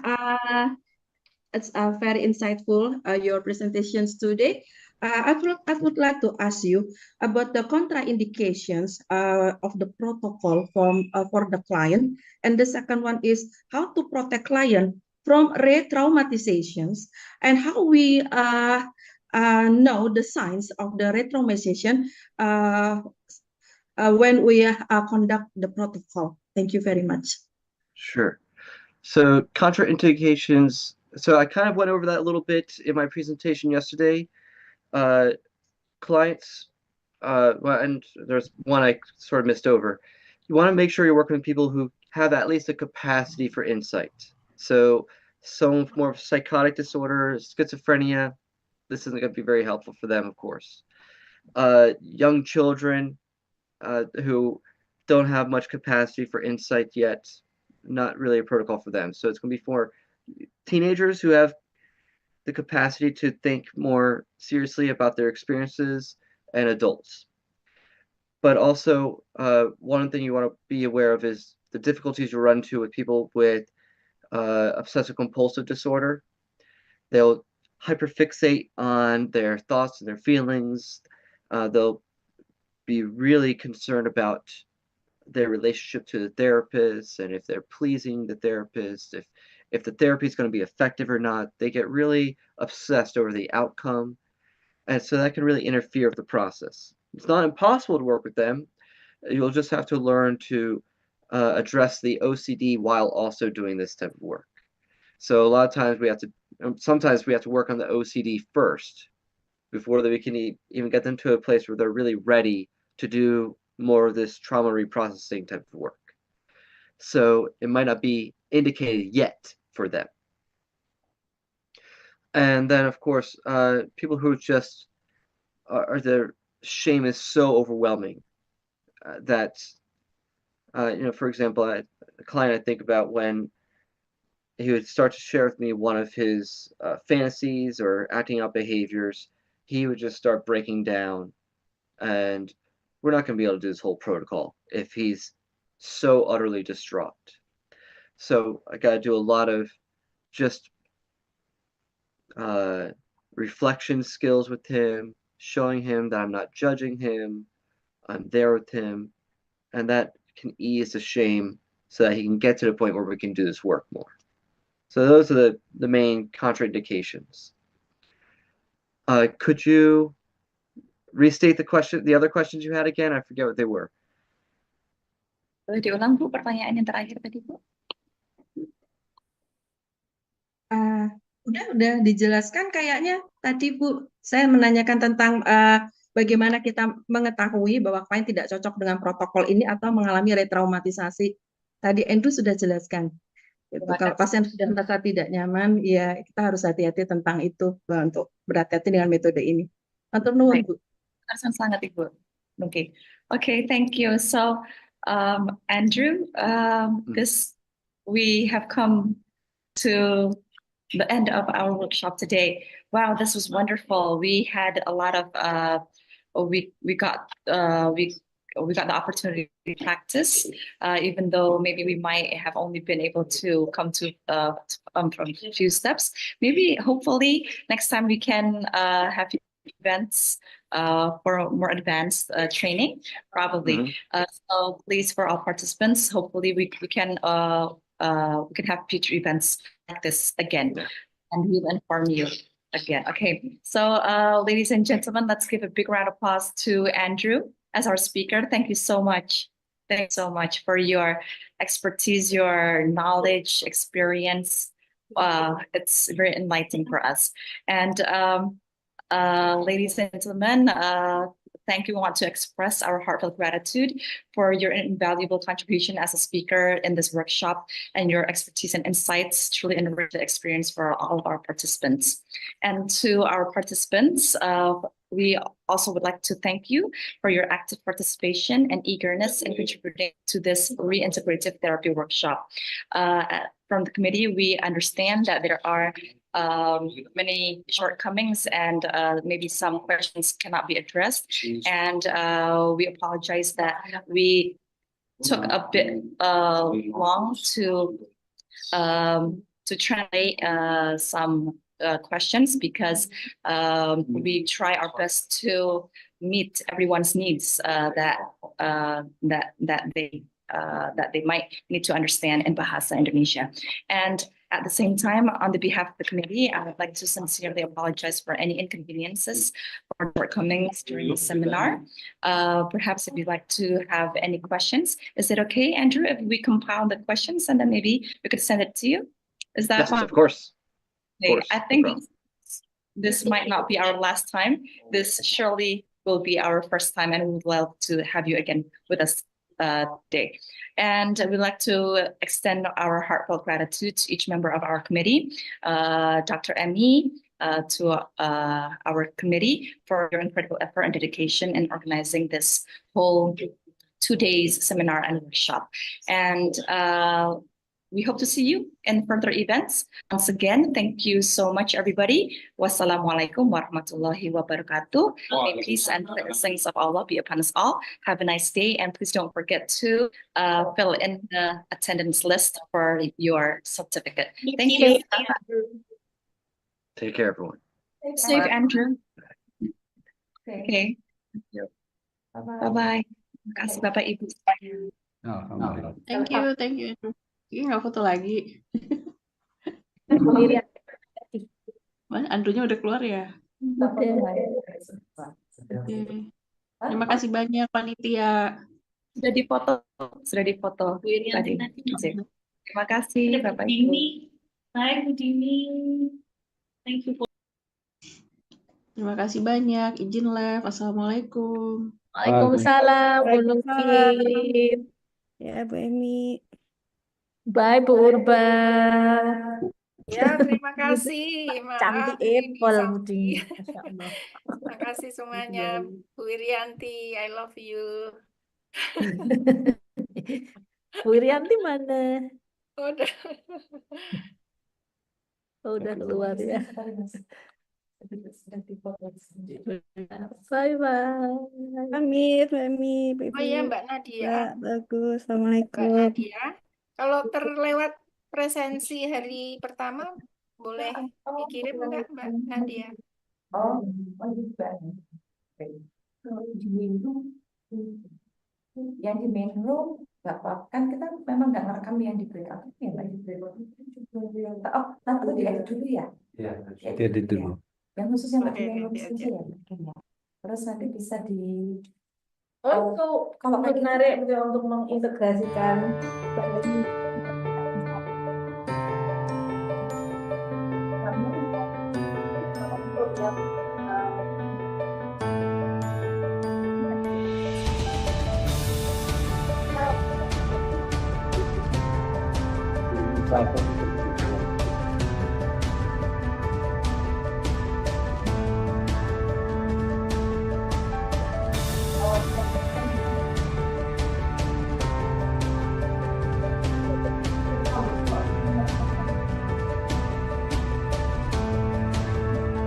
Visiting private is tidak bisa di-share di